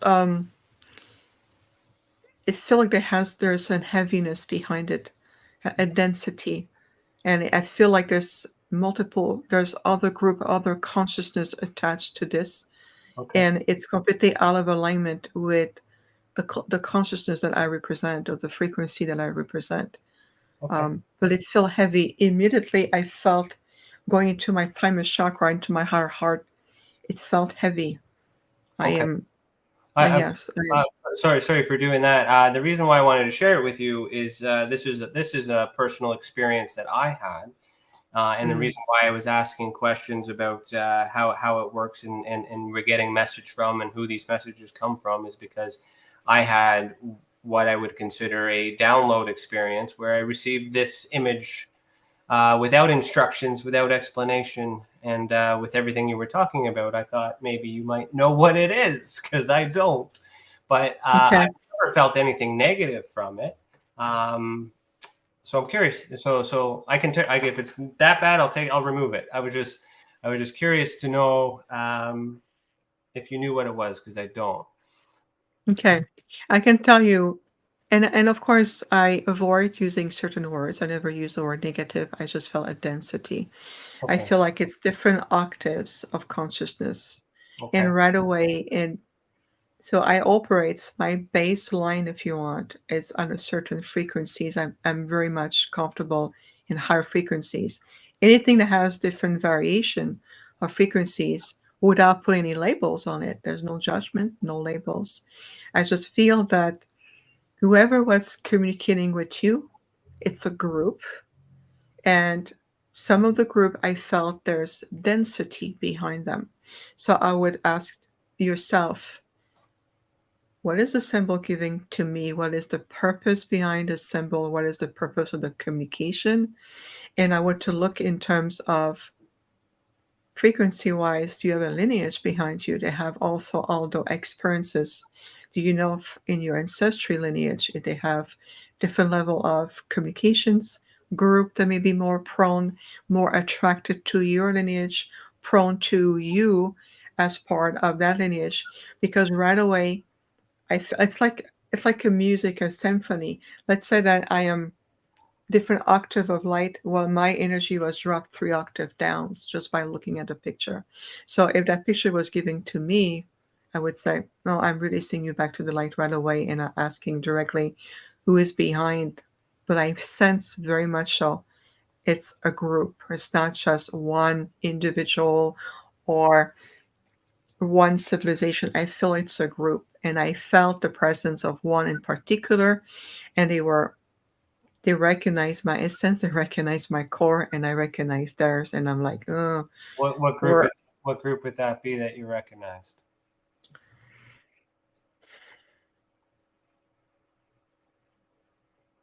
again no labels. Not all beings are the same levels, but I felt it felt heavy to me. So it can be some lower octave of consciousness of potential Orions, or other groups like this. Again, there's no label of negative, positive. It's to simply recognize at what spectrum of consciousness they're at. And when I am in the presence of different level of frequencies, intentions, consciousness, I will feel it right away because it feels like something is compressing me inside. And if you look your intention, use your intuition, your center. I know many of you listening right now, it makes a lot of sense. Whoever approach you, where do you feel? Where it's going? Is your stomach is a knot? Do you feel a discomfort? Do you feel a bit nervous? Listen to that. So Okay. I would love to have a deeper discussion with you with that, Okay. because what I saw very, very spontaneously is there's a consciousness that came out, and they were I can perceive them looking at me, and I can feel that it's like they were giving you a storyline. Are It's a you okay if multitude I of. bring it? Should I bring it back up? Are you comfortable with that? No, there's no need for that. Not right now. Okay. Uh, Okay. No. I'm good with the energy. I can see. I can already see it. But Okay. it's an imprint I'm not authorized to keep in my field. Okay. I'm just saying that by looking at the different symbols, um, it's a group. It's representing many. Um, when did you receive the symbol, Ryan? 2018, December 21st, winter solstice. Okay. In your spiritual evolution and the consciousness level, where were you in 2018? I was very stressed, and I was in one organization, and I was with MUFON, and I was part of the abduction research team, and I had to leave the organization, but I didn't want to leave the organization because I liked helping the people. I believed that I had to help the people, and I didn't know how. And then in my stresses, I kind of asked how could I ever continue doing what I'm doing. And then this is basically what I received in a meditative kind of dreamlike state, and I obsessed over it until I was able to draw it, and then I've been trying to interpret it ever since. So Okay. that's essentially how that happened. So in a nutshell. Thank you. Thank you. It's a very differently complex. It's almost like a different emblem. They're telling you who they are. It's different emblem of a group consciousness that represent many. That's what came. But I felt a predominance of a group that came right away behind it. Now with And it, if you look at the screen, I'm yeah, sorry. no, go ahead. Oh no, I was simply observing that when your symbol was on the screen like this, it's like a clock, right? Clockwise, if you go clockwise. If you look at this quadrant, almost like it would be like the 11 hours on the clock, that level, this is where I felt very distinctly, very clearly a consciousness coming to says, it's almost like I was looking at beings that stay behind heavy black velvet curtain. You know, when you see those in ancient theaters, the black heavy velvet curtain that cover the screen and then reveal itself when the movie starts. That kind of heavy energy density, again, no judgment. It doesn't mean it's negative. I'm just perceiving it, being super sensitive as I am. It brought my frequency down. It did not elevate me or invite me to move through. Usually I can go through the symbol and allow the language to speak with me. I was not allowed to do that. Okay, now could that be because you're higher than this symbol, and then for me it's higher than me? Why I associate positive to this? So like It is a possibility. intermediate, it's just you're better than that. You're higher than that, you know? I simply vibrate at a different level. Right. It is possible. Okay. But at the same time, the wise, cautious aspect of me would say, when you meditate with the symbol, what I would lovingly recommend for you, Ryan, is ask them, reveal yourself to me, and are you of the highest light? 3 times, are you of the highest light? Are you of the highest light? Utilize the protocol of light implemented and recognized by many intergalactic groups. Because honestly, anything below that, I wouldn't not venture to it. Because sometimes it can lead to opening doors or opening different aspects or portals that may not be serving your highest group, your higher self, your highest and best, and go, shoot, if I have known that, I would not venture that far. So just I would establish those protocols first instead of applying so much your energy of wanting to decode these symbols so much. Let's take it as a group and says, okay, I'm going to establish those protocol. I want to make sure it's still in alignment with who you are today, and since it was back in 2018, whatever source of influence, whatever was around you at the time, whatever was attempting to communicate may not be as relevant as it might be today in this new state of consciousness that you are, if that makes sense. And this is very much bringing different level of wisdom to be able to approach something similar. So I'm very grateful that you shared that with me today, Ryan. Okay, I appreciate that. I didn't mean to cause alarm, but I mean, I guess it is intense, like, because there's a lot going on. There's a lot of things I could share, but I don't. I know that we got to end this, so maybe we can talk about it more in the future offline, and I could share it with you, and you could safely, provide some stuff. So let's just. Why don't we just end it now, and we'll share with everybody how to find you, and then see if you want to hop on for the after chat. Then we'll do that as soon as you're ready. So tell everybody how they can find you, and continue listening to you in your journey, and reach out if they ever need help. Ryan, I want to first thank you so much for being open. Thank you for allowing a new level of dimensional conversation that went beyond. And thank you for opening your heart and to the possibilities that there are different forms of beings that are here. And especially with us, it's really about supporting your journey and returning to that point of self-mastery. It's allowing all of us to evolve spiritually, and we can finally reascend and take your rightful place in the multiverse, so to speak. How to find us?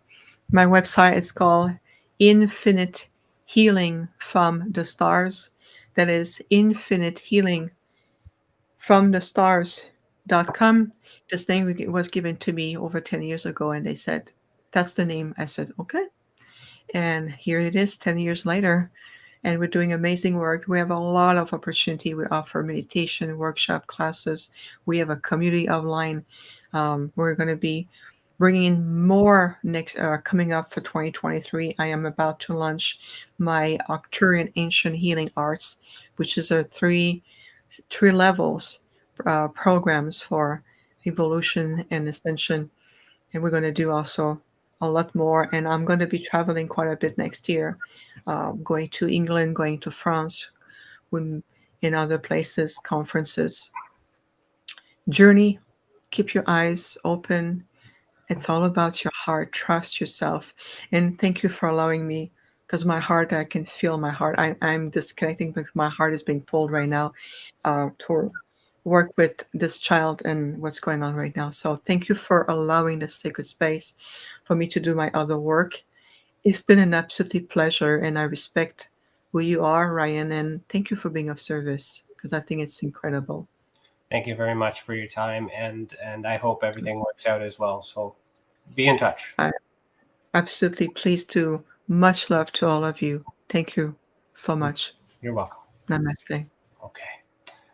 All right, everybody. Thanks for watching. Keep your eyes in the sky, heed the world, and we'll see you in the after chat. Don't go anywhere. All right. And we got a new video, so check it out. All right. We'll see you soon. That's it, everybody. That is a wrap. That is the end of it all. Thank you for joining me tonight. I look forward to seeing you back next week, where we'll continue to have this conversation deep down into the rabbit hole in which we call the Ultra Spectrum. Thanks for joining us. I said that already. Oh well, fuck it. Heed the world.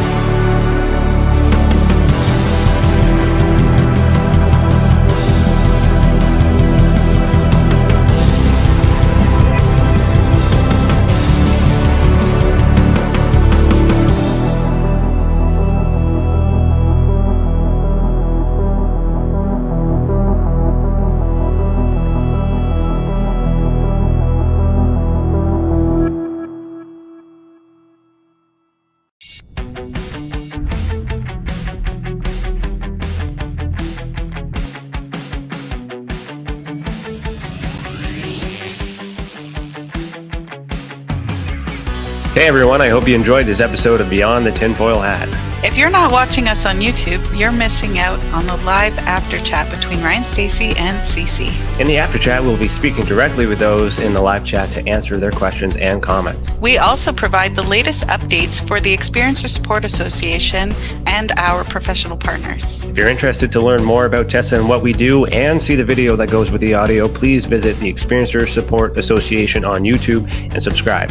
If you do this, you'll be able to join our live chat discussion. Don't forget that notification bell for updates on all Tessa content and posts.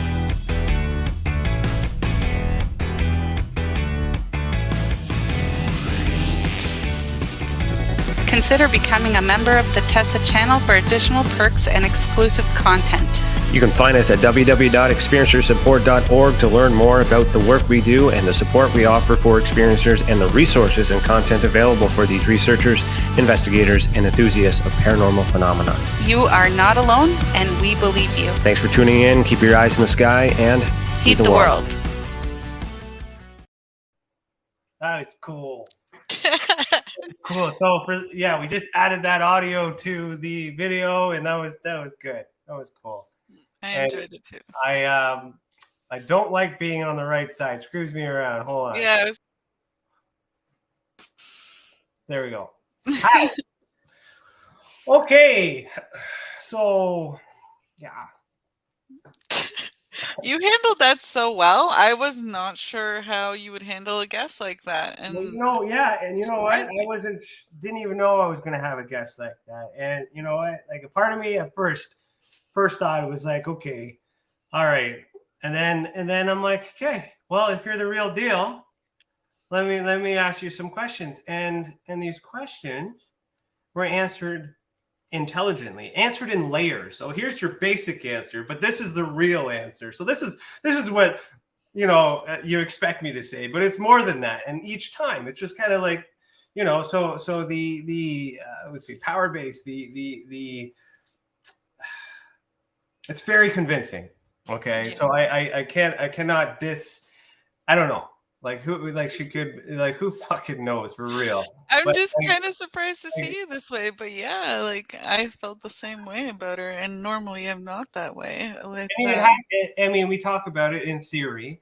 We hope to achieve something like that. I've never been able to speak to anyone that's at least as confident as she is. Even if there is deception in that, the intelligence is there, the confidence is there, the feeling is there. And it really threw me for a loop. Thanks asking if you can show that image again. Yeah, okay, Dank, I'll bring that up in a second here. Let me just find out where it is. Yeah, that was awesome that you showed her the map, because that was an interesting reaction. So yeah, that's the first time anyone. So, like, my thoughts on that: if she's this higher being, she's the highest being, and this is just stop doing that in the to her. middle. She's not the highest being or whatever. She's just, like she said, she's at a different frequency. But for the first time, I heard somebody speaking it, and it resonated truth with me. I haven't felt that way with other certain individuals who seem to be coming at it from, like, I think they're on track to a certain level of consciousness, but they're still very much in the ego, and they're not like ready to face that shadow, and they're denying it. So I don't know. Like, she just came at it very differently. Well, if for anyone who thinks that I don't actually read these scripts before we get into it, I definitely, you should believe me now that I literally go into these dry because I don't want to know who my guest is, and to be a proper host, I need to, I need to allow the freedom and space to do so. But But you can also probably tell in previous guests that we've had, and we won't mention anybody, you can tell with my body language that I ain't believing it. So I drank the Kool-Aid for sure on this one. and I need to process because, and again, it's relatable to me. If I, as an experiencer, so she didn't know what this was, but that that density. And then I like that she mentioned that it's several consciousnesses, because I've been saying that for a well, long time. we've thought it was a group thing too. Yeah, we like somehow this is a group thing, but there's a background, that background triangle with the like the symbols. I feel like there's something more to that, and it's always felt like some sort of portal. So, Well, yeah, there's many different interpretations. but I feel like that's some sort of like, I don't know. That's where I feel like the density comes from. Well, I have not met, like, asked point blank for like a message or anything like that. But I mean, what we did get out of her is that the closest label is the Orions. So that is worth doing some research to see the association, because without getting into it, like I kind of, I do resonate. I do wonder too if the black background makes any difference. It could be because it's dark, right? That could be where the density is, because it is black. But I mean, it's just that was part of the it's space. There's not a void, right? Part of the space too. All right, so let's say hello to everybody, and then Jacqueline, you had some thoughts about this map. I'll get in, and if anybody else who are still here has some questions, let us know. We'll talk about it. So let's say hello to What do you think? Lisa. Hello, Lisa. Wild Dreams with Jimbo. Hello. Alien Girl, you popped in. You still here? Hello. Yeah. Ange. Hello. Ange. Lisa, that kind of that's not your Angie. It looks similar to the drawings. Jacqueline. Hello. Hello, Father. Good to see you. I hope we didn't lose you. And Gigi Abby Lynn, hello. Thanks for joining. I think it's Gigi. Gigi? Gigi. Yeah. Gigi. Gigi. Gigi. Who else we got? Anybody else who didn't start? Let me see. I think we covered. I think that's everybody that's here, except for us. Okay. So Jacqueline, what did you say? You said the picture threw me back in time, and I felt the Knights Templar. So that's interesting, because this is an actual Templar's cross. So that would make sense as to why you may have felt that, because that is a legitimate Templar's cross that is there in that layer. And then you said a mixture of ley lines and symbols changes for an, I don't know if that's supposed to be agenda. Yeah, likely. Likely for agenda. So ley lines is something I had considered, because I've also placed this on a map to try to figure out in many different layers too. So I've also tried to use the concentric circles, remove all the things in between. There's a couple of experiments I've tried with it to kind of see if it pointed to anything. Oddly enough, that's how I got drawn into this flat Earth conspiracy, because this map only fits and works and makes sense on a azimuthal equal decimal whatever flat Earth projection map. Okay, that's the the view from the top. So I got a lot of synchronicities in that from that. What else do we got here? Have you ever had a dimensional experience? Like this could have been it. This is, as far as I know, this is the closest thing I've ever had. I've never seen a UFO. I've never seen an alien. Never seen any of this stuff. Never talked to one. That's new. So, we can write that one off for sure. But I mean, yeah, that's why this is it. This is it. But this is the thing too. If she says it's like a group and there's density, maybe it's human. Remember how I thought? Like, is it? Yeah. Maybe that remote viewing is some secret like Mercury Rising bullcrap where they're. I think it's a good suggestion that she gave you to kind of like just look into this, like ask questions from the symbol more, like garner some more of the intention. If I ask questions internally, I might give myself the answers that I wanted to. No, you'll know the difference. Just you trust. You knew what this was, and you went and obsessed about it and made it. So just try. Saturn black box technology closely resembles something to do with the black sun, if you're familiar with that stuff. But that's a rabbit hole for next week. I've never heard of that Saturn black box tech. What the heck? Is that like a company or something? Well, she's thinking of all the cubes. Well, the cult of Saturn. There's a lot of within. Okay, so actually, you won't even see it inside the Star of David, but there is a cube in here. If that cube is black, then that's kind of. Let me see if I can pull an image up. Let me just Saturn cube. Just need to do a safe search first before I pull that up. Star of David. And then I'll show you. Yeah, so if you're listening to the audio-only version, please come over to YouTube. Yeah, thank you. All right, so there's... Okay, I see what you're referencing here. So it's like sacred geometry sort of thing. Yeah, so within that star, right? So so that would be in your Seal of Solomon. Right. And then there's your black cube of Saturn. There's also Mecca. Oh, that's what it's referring. Sorry, I was thinking way too literal. I don't know why. I was like, is there some sort of like black cube that came from Saturn? But yeah, like why didn't I think of that? This is where my brain went, but I mean, as far as this could be technology. We don't know. Right. That cube does, fascinate me. I don't know why I didn't even think of that. Thank you, Jacqueline, for bringing that up.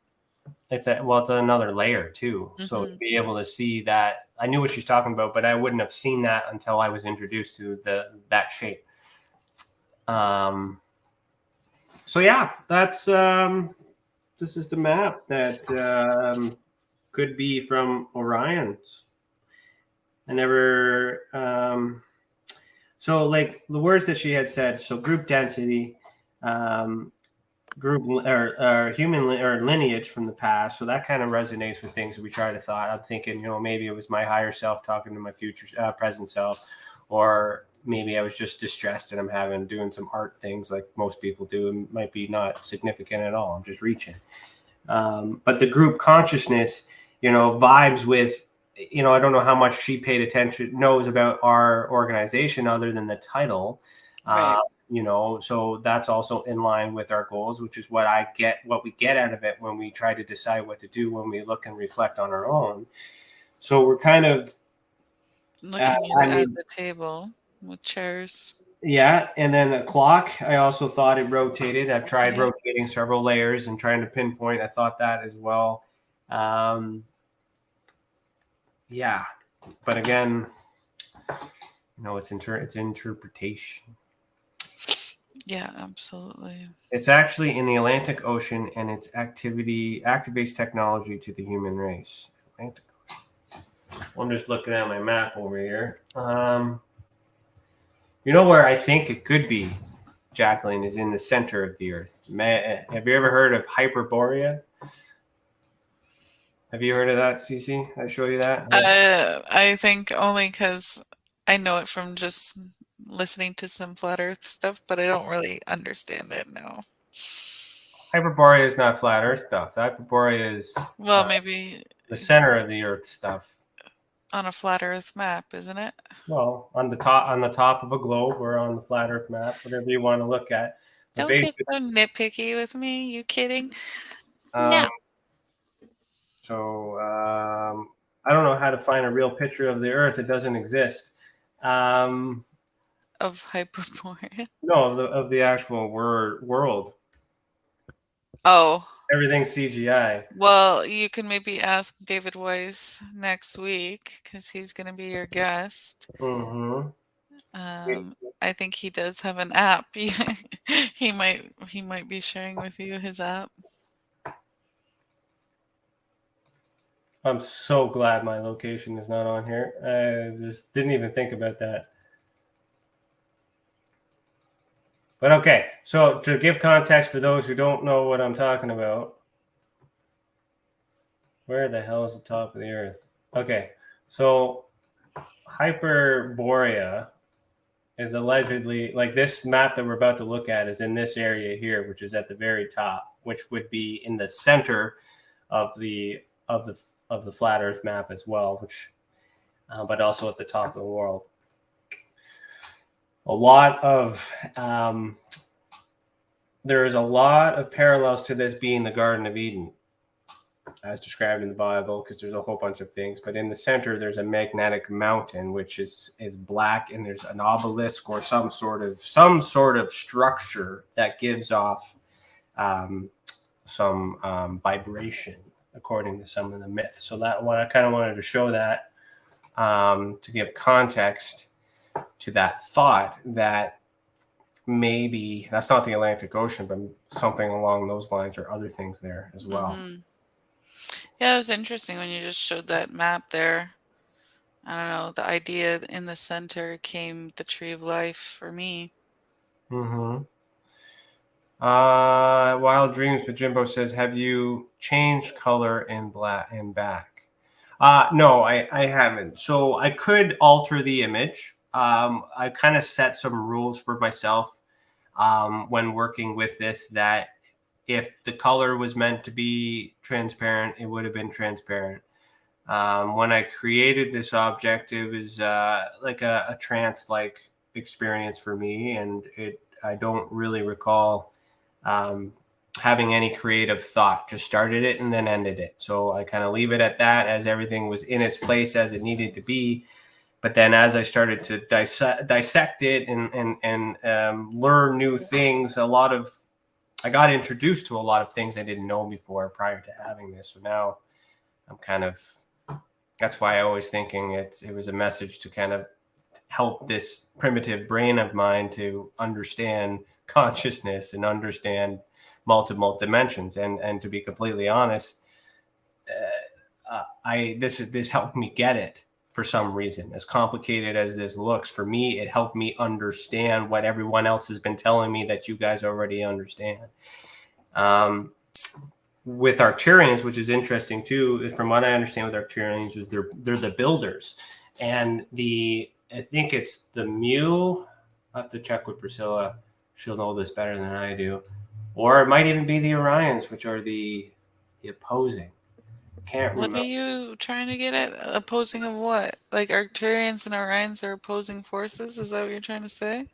Well, according to, like, it depends on what theory we're in. This is all theory and all Lord stuff. Like which is real? Who knows, right?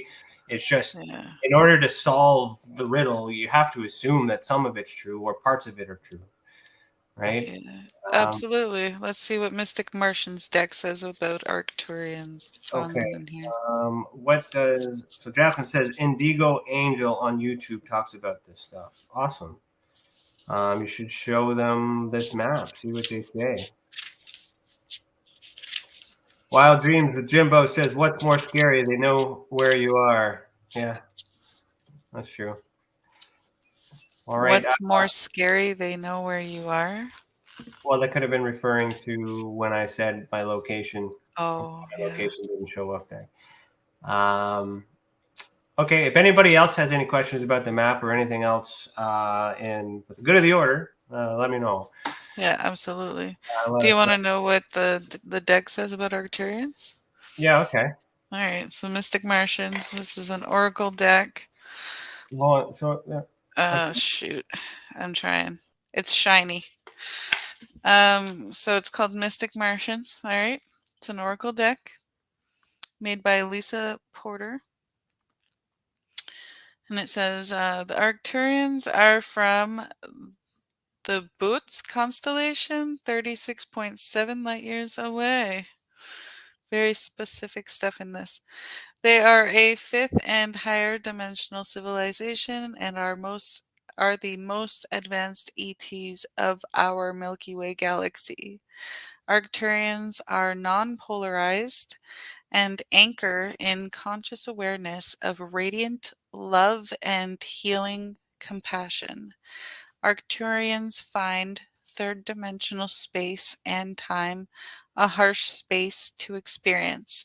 However, they have the capacity to exchange lower third dimensional frequencies by alchemically transmuting them into higher frequencies for a period of time. Arcturians operate within the advanced violet bandwidth of frequencies, which assists them to remain peaceful and connected to all.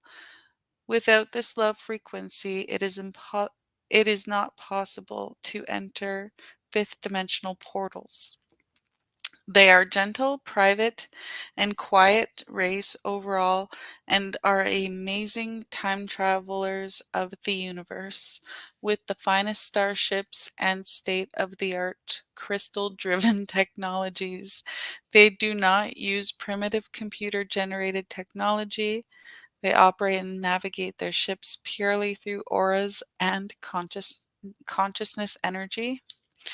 Arcturians vary in size, some tall, others very small. Their skin colors vary from a range of blue tones to green. They have profound telekinesis and no sicknesses at all. Arcturians have extensive wisdom and cosmic knowledge. The Arcturians are historically responsible for assisting the Pleiadians into ascended awareness during their collective consciousness shifts. The crop circles elaborate sacred geometry designs are usually the work of Arcturians' frequency technology. Arcturians choose to terminate their physical life through agreed contracts for the highest development of their advanced species well-being at around the age of 400 Earth years. That's what it says. Interesting. I didn't realize it was that long, but I was going to ask you if it says anything about the Orions. You want to read? Oh, I don't know. I'm just still learning this deck, to be honest. I think there's the small grays. Let's see here. Well, I do have something I pulled up too, so I can read off of that instead. Okay. Because since it's like real time, trying to like make sense of it. So this was just a quick Google search, but it says 25 starseed types. Which star system is your soul really from? Whether we fact check that or not, I don't have time to. But let's just assume, for investigative purposes, that the information we have is true. So what do they say about Orions? Let me look here. Yeah, because in this book it says the grays are from the Orion constellation, the short grays, the Zeta and Zeta Reticulum. So that's why I thought of them when you said that. Same with the tall grays, they're from the Orion constellation.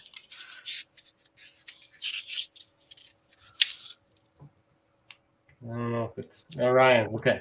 Are the complete opposite of Andromedans. They are the type of being that requires hard proof before they freely accept a belief. Well, that sounds like me. Their purpose on Earth is to help improve our civilization's knowledge in fields such as science, technology, and medicine. Holy fucking shit. Their personal spiritual mission is to open their heart center and learn to be more trusting. I'm working on that. Not all Orion starseeds are the same, though. Ever heard of Mintakans? No. Mintakans are a type of starseed that originated from Mintaka, a planet that exists within the Orion belt. They're thought to be the original light workers and are here solely to teach us the value of potential. The potential in ourselves, the potential in others, and the potential of life. The realm of the Mintaka no longer exists, so it is believed this is why many Mintakans, if they do still exist on Earth, feel even more homesick than other starseed types. Remember when I said Orions have bad races too? Greys are a particular sub-race of Orions, are said to be stuck here reincarnating on Earth life after life. This is due to their karma cycle and their interference with Earth beings in a previous past life. They are believed to have traumatized and hurt humans, which galactically means they're stuck here karmically. Clarify, Orions aren't a bad starseed type. They're just different from other starseeds in the way they think and function. So it's so that if we were to translate what I just read there into how she felt, it felt off. And then she had to, and then her natural Arcturian self needed to also make it sound nice because they don't do that. They don't want to think negative. So in real, if that's true, she felt as this was explained, already written prior Yeah. to reading I it. think it's just hard to talk to somebody. It's like me and you sometimes because I'm quite intuitive and you're very analytical, like you just described. But if And I like, can, sometimes I'm trying to explain a concept and it's like, yeah, it feels like this sometimes, or well, it now we just know feels why, like maybe. opposite. Because I'm Orion, and that's my name. Did you just like claim yourself as an Orion starseed? Like here on this? No, Everybody, I said I'm Orion. Like I'm Ryan. Like you get it? It was a pun on words. Like there remember, I was was a like, double I'm only entendre human. on your name. Did you like that little joke? I'm only human. I made a mistake. So okay, Orion starseeds drawn to Orion constellation. I am drawn to that constellation. Every time I see it, I'm always like, hello. I feel no when I do. I'm Okay, always I'm not trying to laugh. I'm always sorry. I'm just very shocked right now. compassionate activists about compassionate activists about things they're interested in. Well, that sounds like me. Task oriented and love their work. Some days. Most likely to be entrepreneurs. That's me. Dream of inspiring and leading others. Yes, true knowledge seekers love to learn. Jack of all trades. Have a lot of knowledge about lots of topics. This is very personal. Often incarnate as earth signs, Virgo, Taurus, and Capricorn. Okay, Capricorn, wrong. I'm a Gemini. So that's wrong. It's just like not gonna be fucking totally accurate. Like it's like I don't know. It's kind of like my grandma who said, "Whoever wrote that, whoever made that shit up, just made that shit up," and it was Yeah, it like must the have been a best line Gemini. is Yeah. stuck. Well, you can tell a Gemini didn't write it because they would have said it would have been a Virgo, Taurus, or a Capricorn. Interested in science, biology, chemistry, physics, astronomy, common. Who knows? I think we can have ties and connections to several star systems and several ET. Well, see, it says common adjusted sometimes. Very rarely get angry or show outbursts of emotion. That is a lie. That is not me. I get frustrated, but unintentionally may come off as cold. See? Oh, look, there's that. Hold logic above all else. So you know what? I'd maybe not have gotten a perfect score there, but I think that was pretty damn close. All right. Well, I think you're now on a starseed journey. Ask the map what it is, like she suggested, Viviane suggested, the thing is, see what comes about.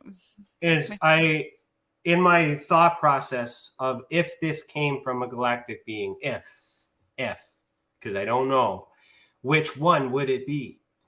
Right. So I could imagine, but to hear, this is the first time I've heard a name to be associated with the symbol. So now we're researching it and we're finding characteristics. And if it is, so like there's a lot of coincidences here. Yeah, for sure. It's exciting. It's kind of like a new perspective on the map. Which makes it believable, but it's also circumstantial and it's corroborated. Until you look into it more, which you will. Because after this, you're just going to be like... Oh, yeah. Priscilla, listening, don't wait up. I'll be up all night thinking about this shit. Jacqueline, we should do a hashtag. Ryan. Oh, right.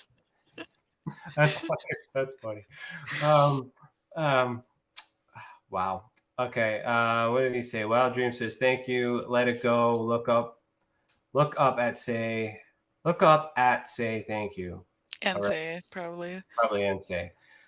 Jacqueline says, what's your rising sign or your moon, Ryan? Maybe it's Capricorn or the other signs. I actually could tell you. That's fair because you have all that shit. And he's already done a live show about it. So if you're all looking, that is true. So we need to get a hold of Dave. I've been trying to. He's been sharing some pictures and stuff. I really want to talk to him, but I can't get through to him. But maybe you can work some magic. I don't know how much magic I have. I'll try. Or maybe I can reach out to Karen or something. We'll do a third party or something. but I really do want to have him back. So I'm just currently looking through this file that I have that is very personal to me. So I need, because it's all of my astrological birth chart, which is all my learnings of what may be happening as I progress. So I'm just trying to find, there it is. Okay, so this is, I can bring this over. So on top of this map, there's a lot of images that I've taken with me trying to figure out and comprehend the meaning of this map. But this particular image here is of my birth chart.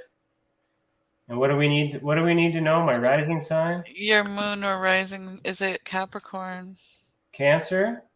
Moon says Cancer.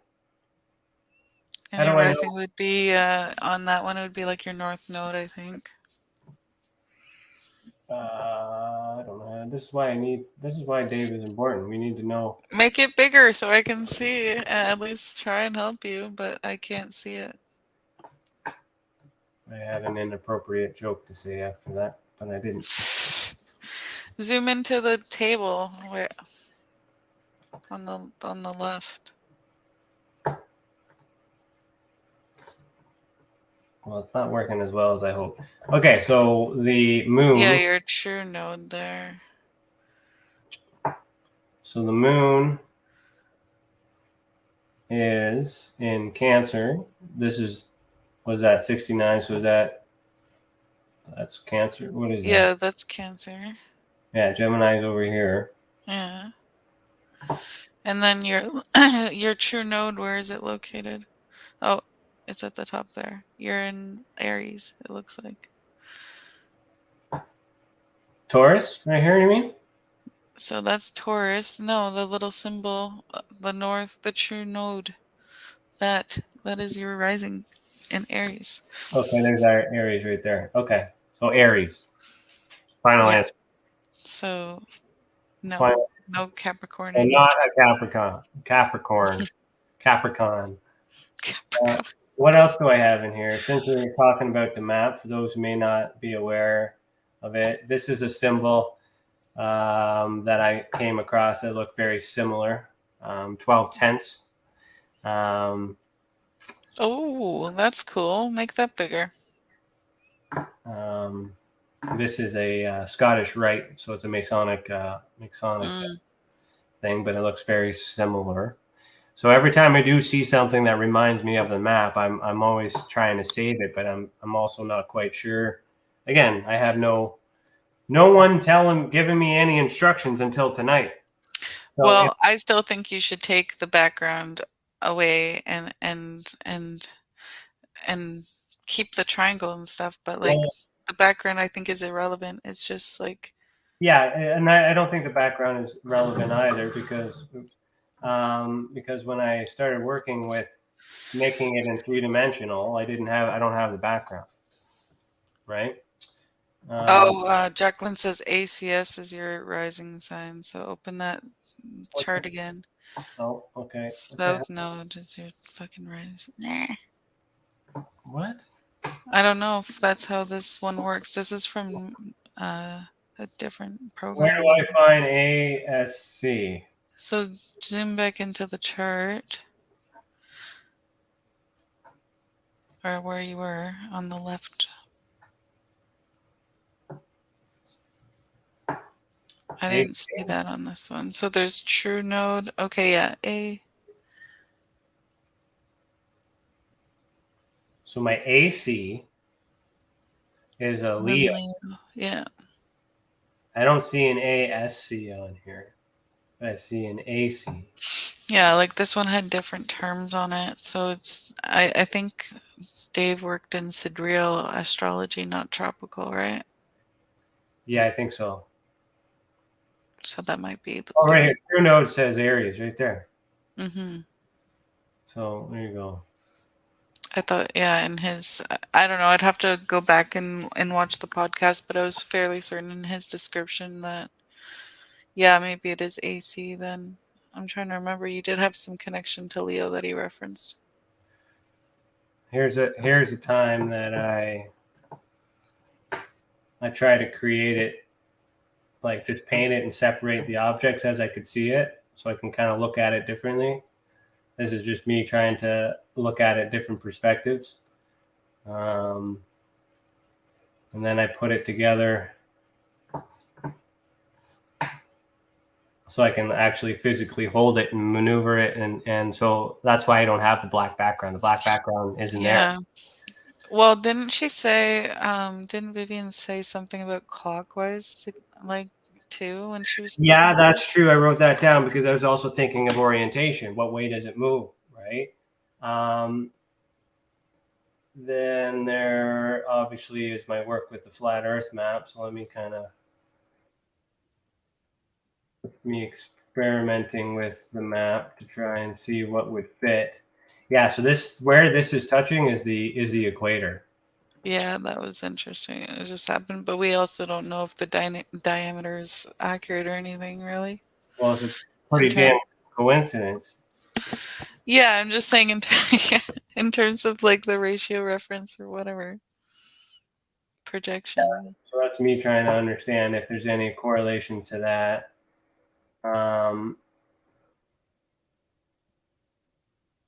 This is an old Arcturian clock, which suggests... Is it in Prague? I think so. But this suggests keeping time in two different places. So there's time in our place, and then there's time in the other place because we all use the same sun. Which is it was kind of very interesting. So I thought there might have been a correlation to that. I say this because this looks like the Ankh. Yeah, that was a cool connection. Yeah. The EA symbol. I'm going to mute this, but I don't think anyone's actually seen this. But this is, I tried to put this color in this thing in motion. So this is actually attached to a motor on a fan once I built it, because I wanted to see what would happen if it rotated. And you notice how the triangle, the hard shapes, edgy shapes make this circle, right? Mm-hmm. It looks like you're spinning it counterclockwise, though. Well, it depends, but when you get underneath here, you know, it kind of looks like a freaking UFO. And it has lift. If that fan wasn't super heavy, it would have taken off. Yeah, look at that thing. Yeah. It's shaking. So that's just me trying to work in the dimensions, trying to understand. So ley lines, here's it. This is me trying to figure out ley lines as well, if there was any association with intersecting points for dimensions. Let me see what else I got in here. Yeah, you might want to do a whole episode on the map. That'd be really cool. Well, I'm going to. I think I might make a page, an annual thing or something. I might make a page because, like I did with the symbols and icons. Mm-hmm. Maybe I was thinking I could break down each of these symbols as I've already learned, and then I can have it on the website as a reference too. This was me trying to see if it, you know, if there's like multiple dimensions, if it's supposed to be mirrored. This is also something else that I found, which I thought was interesting, because Gemini, Virgo, Pisces, and Sagittarius is red. And then we have that with the Templar's Cross here. Mm-hmm. There's this. Does that help? Oh, sorry. Jacqueline said Leo then. Yeah. ASC node. There we go. ASC written right there. Okay. I knew there was another part to it. Yeah, your ascendant is Leo at the top. Well, it says, okay. Yeah, and your ASC node is Leo or Aries. Is Aries. Okay. And then what was the moon? The moon is Cancer. Mm-hmm. Now we know on that. And then Jacqueline says it's your mothership. my mothership. Yeah, that's what the map is. It's your mothership.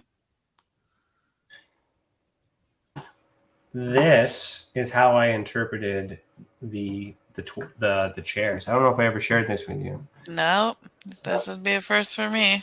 All right, so let's get into that. Let's see if I can get this open with the map at the same time here. And I'm getting more comfortable. I mean, who knows what it means, but I can put the puzzle pieces together. Somebody else can do it, but okay. So in the 7 liberal arts, which are the black chairs, okay, grammar, knowledge, study language, how it works, how it's used. So that's kind of explaining grammar. So grammar, logic, and rhetoric. So that's knowledge, understanding, and wisdom. So those 3 chairs are actually. So which one would be knowledge, in your opinion? Like, which one would be which? This one would be knowledge with the puzzle piece. Okay. Understanding would be. I have it written down somewhere. I can't remember, but it has to do with these 3 Masonic symbols too. Okay. So for the second degree, square, the level, and the plumb rule. So this is 1, 2, and 3. So the level would probably be understanding, right? Mm-hmm. So that's the square, understanding, rhetoric, wisdom. And then the quadrivium are the arithmetic, geometry, music, and astronomy. So mathematics, working with numbers. So I almost bought that book, Quadrivium. This could be music. So there's some association with these black chairs. But then if we go through, oops. All right, we go back. Oh, no. Oh, no.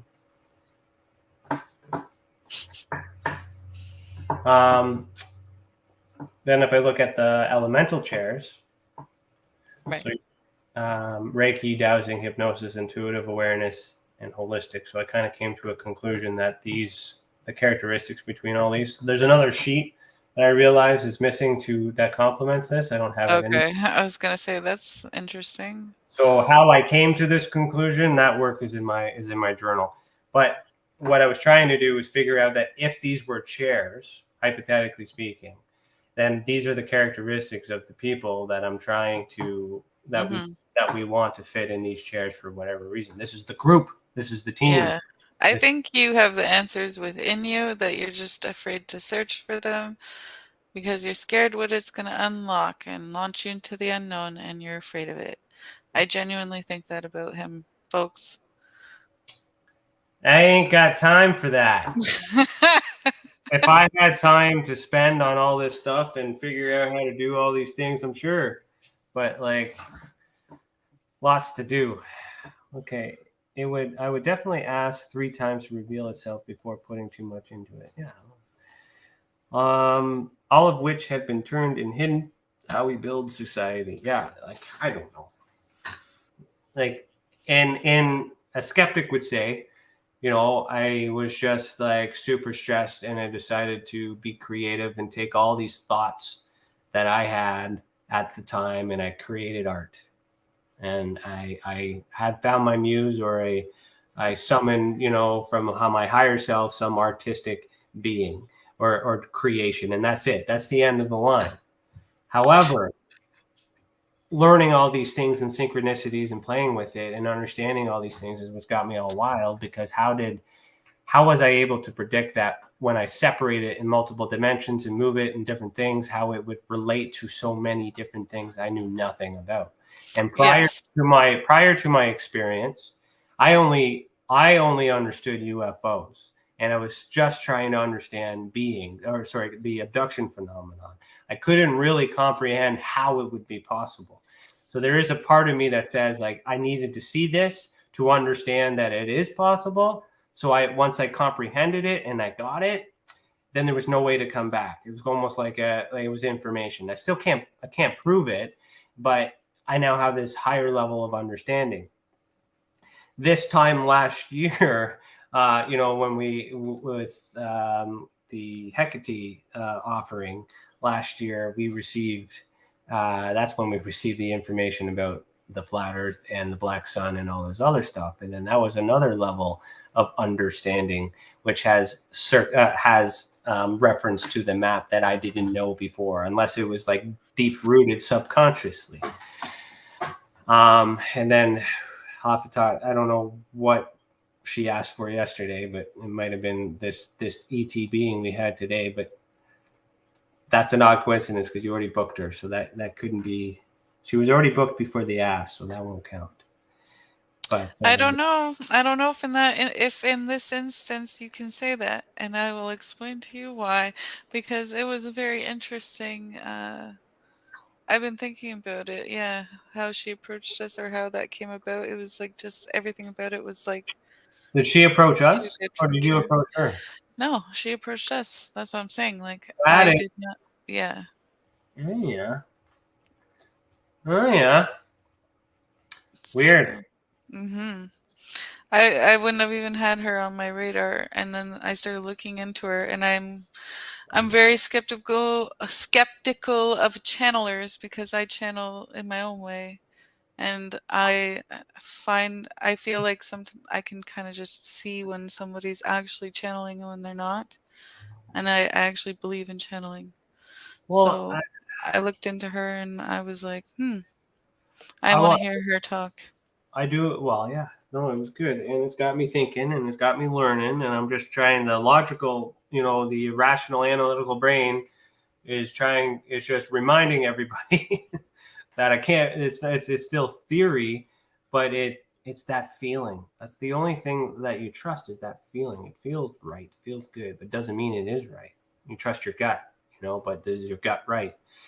And what is your gut for, protecting you from? Jesus Christ. There's no right or wrong. Stop doing that. Holy crap. No wonder I your know, but brain these are all like, pseudo scientific, explanations that are still theories, Yeah. Fun fact, Well, gravity is a theory. Even fun fact, it has not been proven. But okay, so let's talk about updates because this is our second. No, this is our. What is it? No, next week is our semifinal, right? next week is our semi-final episode for season 4 of Beyond the Tinfoil Hat. And I've invited David Weiss, who's a well-known flat earth theorist, to come and appear as a guest on the show. So that'll be next week, Thursday, November, I believe, 25th. I'm not sure. 24th. Yeah, 24th. November 24th, next Thursday. So that'll be good because we already had Mark Sargent on, and I think I might do like fast questions with this guy. Explain this, explain that, explain this.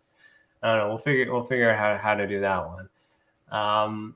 Do not tell anyone who our final guest is, just in case it falls through. But our final guest for December 1st is that's a season finale. Season finale. It will be the biggest guest that we have ever had on this show. And if it happens, my dream of all dreams from when I started this journey back in like 2015 will have come to fruition, and that'll be all thanks to the hard work that Cece helped me with as well. So I don't want to jinx it, but when you see that promotion after next week, it's gonna be lit. It's gonna be a very, very good show, and I'm gonna be nervous as hell interviewing this individual. But yeah, it's gonna be great. Show folks the Experiencer Day, the new stuff on the website here now. We did. Yeah, so if you go to Experiencers and scroll all the way down to Experiencer Day, there it is.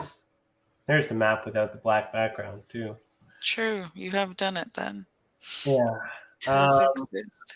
So what is E-Day? E-Day is our annual online event to honor all experiencers who've entrusted us with investigating their personal, unexplained, and unusual circumstances. If it weren't for them, we would not be able to do what we do, and for that, we thank you. So when is E-Day? E-Day occurs every year on December 9th in the sum of... Did you read this? Yes. And the sum of this date, 12 plus 9, is 3 in numerology. So numerology suggests that the number 3 is the number of spirituality, creativity, and self-expression, a perfect day for a live virtual event. E-Day is precisely 12 days from the winter solstice on December 21st, which is also, quote-unquote, the birth date of Tessa, which is when I got this map, I suppose. How to participate. E-Day will be streamed live on our YouTube channel. Click the banner below to subscribe and be notified instantly when the live link is created. So if you're already watching this right now, you're already there. But if you're not, hit sub. And then, boom. So I think we can get the guest list from here, can we? No. Let me, we'll have to go. We don't have that uploaded yet, do we? No, I haven't. That's fair. I'll add that as a note. I haven't updated the event to have that exact. But it's on Eventbrite, yes. Thank you.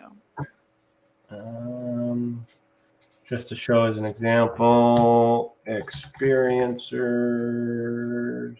Yeah, there we go. Pops up right there. Look at that. So here are our here's our lineup. So we got Sylvain Rochon, right? Yeah, Rochon. Sylvain Rochon. How do we say his last name? Michael Doherty. Yeah. Who is a new podcaster who is joining our team, and we're in the middle of creating that thing, and he's going to debut his podcast here on E-Day. Mm-hmm. So brand new podcast to the Tessa channel by Michael here. This guy, don't worry about that guy. You don't want to show up for him. He's just going to probably talk some shit about all this shit. No, I think I'm going to talk about investigations. I don't know. I'll figure it out. Cece, what do you have planned? Yeah, I was going to do like a kind of spirit communication kind of talk, and then maybe pull some oracle cards and tarot cards for the audience, see what kind of comes about. We'll see. I might, I'm more of a go with the flow kind of person anyway, but more or less opening myself up as a channel for folks. Well, what you did reading that card was kind of cool too. Maybe that can. Yeah, I did that for EA too. So if you want to come to EA, I do pull. I'm starting to pull cards for final words sort of thing, departing advice. Cool. Michelle Desrochers. Randy Kramer, Captain Randy Kramer, Alex Mistretta, Priscilla Stone, and Terry Sidju. Mm-hmm. All guests except we've never had Michelle on the show yet. No, because her show's pretty much almost at the same time. Yeah. And we also haven't. We got to interview Michael too, but maybe we'll get him in the new year, season 5. Yeah. So here's the itinerary: 9:30 start. We have a live stream all day up until 11 p.m. So if you want to sit back, and watch the show and all these presentations from the comfort of your own home, that's the plan. It is for the experiencers to give back. And you can also watch it on the replay. So Sylvain is at 10, Michael at 11:15, I'm at 12:30, CC 1:45, Michelle at 3, Captain Randy Kramer at 4:15, Alex at 5:30, Priscilla at 6:45, Terry at 8, and then we have our experiencer roundtable at 9:15. So what we're going to do for the roundtable this time, we haven't solidified it, but we talked about basically inviting all the people that are speaking already to be in this group discussion, and then we were going to open up the StreamYard and allow the audience to just pop in and then talk to the panel. I think instead of last time we invited people on and then we talked individually, but I think by doing it that way we might get a really good experience, and then you can ask your questions to the people and then peace out kind of type deal. And then we're going to do that for what, 2 hours, an hour and 45? Yeah, an hour and 45 or so, and then do a little closer, and that's it. And all I remember from last year's Experiencer Day, it's on all on our YouTube, so you can look that up. That was our first go at it, and I remember it being a very long day, and then by the end of it, both you and I were like almost stumbling on our words because we were, doing it all day. All day, but it'll be. We're prepared for it this time. Yeah, I think we've made some good changes. So yeah, it'll be fun. New videos, new things, new guests, new thumbnails, new like CC gave it a facelift, which is beautiful. What else can I say for you guys? Also on this page, there's a symbols and icons thing that is new. Okay, so if you click that and you guys are actually curious to know, there's an explanation as to why these symbols are here. And I was a little open, and I decided to kind of share more about why these symbols are there and how they associate with the things that we do. And did you read through this yet? Yep. So do you notice as you go through how they're layered and progressed and they're all connected, right? Even the FI. So what you'll realize is that a lot of these symbols have been drawn from the Tessa map, basically, but they're all related to similar beings within the same group. Yeah, interesting. Yeah, that's fair. Right. Then I also explain the origin of Heed the World and the origin of We Know You Know. And I'm thinking about doing the same idea for the Tessa map and breaking it all down as to what these symbols mean on their own, and then maybe people can read that and then look at the map, be informed, and then be like, hey, because then I'm unable to say what it all means, but I am able to break it all down and explain the symbolism behind each of these symbols that are recognized, and kind of like how I tell a story here, which I didn't realize until I started explaining them in order. That there is a sequential story, and these might actually be other times in which I received some higher perspective.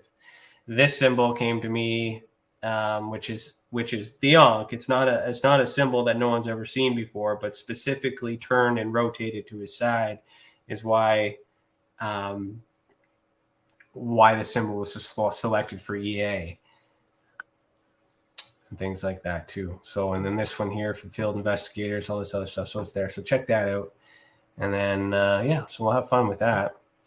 So Lisa asks, what is the red one? It doesn't make me feel comfortable for some reason. If you read it, it'll explain it, but it's more, that's for the field investigator unit. And it's kind of interesting that, because I'm an investigator, it resonates to me, but nobody likes, you as experiencers don't like to be investigated. You don't like to be interrogated. You don't like these feelings. So maybe that approach, even though it resonates with me, is why you guys feel uncomfortable, because it's something that is done, but in a negative way. So you can't really trust, a helpful. It's hard to trust intent behind investigation, because investigation, just like anything with duality, can be positive or negative, right? So it depends on the intent of the individual, of how they go about the investigation, but also the intent of why they're gathering information, what they want to do with it, who they share it with. So I also share Lisa's sentiment with that symbol. Let me pull it up. I can read it. I forget what I wrote. Also known as the god of the sun and justice, Utu Shemesh was believed to see everything that happened in the world every day and was responsible for justice and the protection of travelers. The symbol representing Tessa's field investigation unit parallels this deity's sun symbol in its basic form. It has 4 pointed rays and 4 wavy rays alternating. Ryan purposely removed the circle to symbolize the absence of perfection, reinforcing the need to investigate our forgotten past so that we may eventually uncover the truth. The white characters are written in Masonic cipher, meaning agent of Aset, and Aset is an anagram of Tessa, which is the Egyptian epithet of Inanna, which is Utu's twin sister, the queen of the heaven and enforcer of divine justice, which is also Hecate, which was the divine goddess that the offering was made to yesterday. Yeah, no, it definitely has a lot of meaning, and that's likely all we're feeling. It's like it's a power symbol. You know what I mean? Like it's got like multiple layers to it. A lot of these, I think, are protection symbols too. So maybe with her feelings towards that too, might have been more of more towards a repellent. And if there's discord between Arcturians and Orions, and it was created by an Orion, she reacted quite naturally without knowing. Mm-hmm. Yeah. Whatever it is, she just has to. I think part of it too was just she was being pulled in a lot of directions. You could see her energy and her awareness was going elsewhere. So I think it was just like hard for her to be like, I don't want to be in that low density right now because I'm not saying low density, but I'm just saying in a density that she's not familiar or comfortable in, because she was trying to stay at a higher density so that she could be, with that other individual that had the emergency. Yeah, it's just like me walking into an exorcism and I pull a cross out and they don't like that. But I didn't know, but at least going into an exorcism and I know what my intent is, I know you don't like this symbol, but I didn't know. Now we know, right? Sure. I don't know. I can't relate to that experience, but sure. The power of Christ compels you. I think it's time to go. I think it's bedtime. Thank you everyone for tuning in. Anything else? EA, when's EA coming? Oh yeah, so Experiencers Anonymous will be Wednesday, November 30th at 7 p.m. Eastern Time. And I will be putting out some requests for input on some date options for December's EA, just knowing that, the big holiday season is around the corner. So just, trying to accommodate as many folks as possible, and myself. Also, if you guys are in the Midland, Ontario area, let me see if I can bring this up here on the screen. There are 12 spots left, I think. How do I do it? Ben Midland. I have been invited to. Let me see if it's on this website. Let me see here. I think I saw it on their website. Paranormal meetups that they have.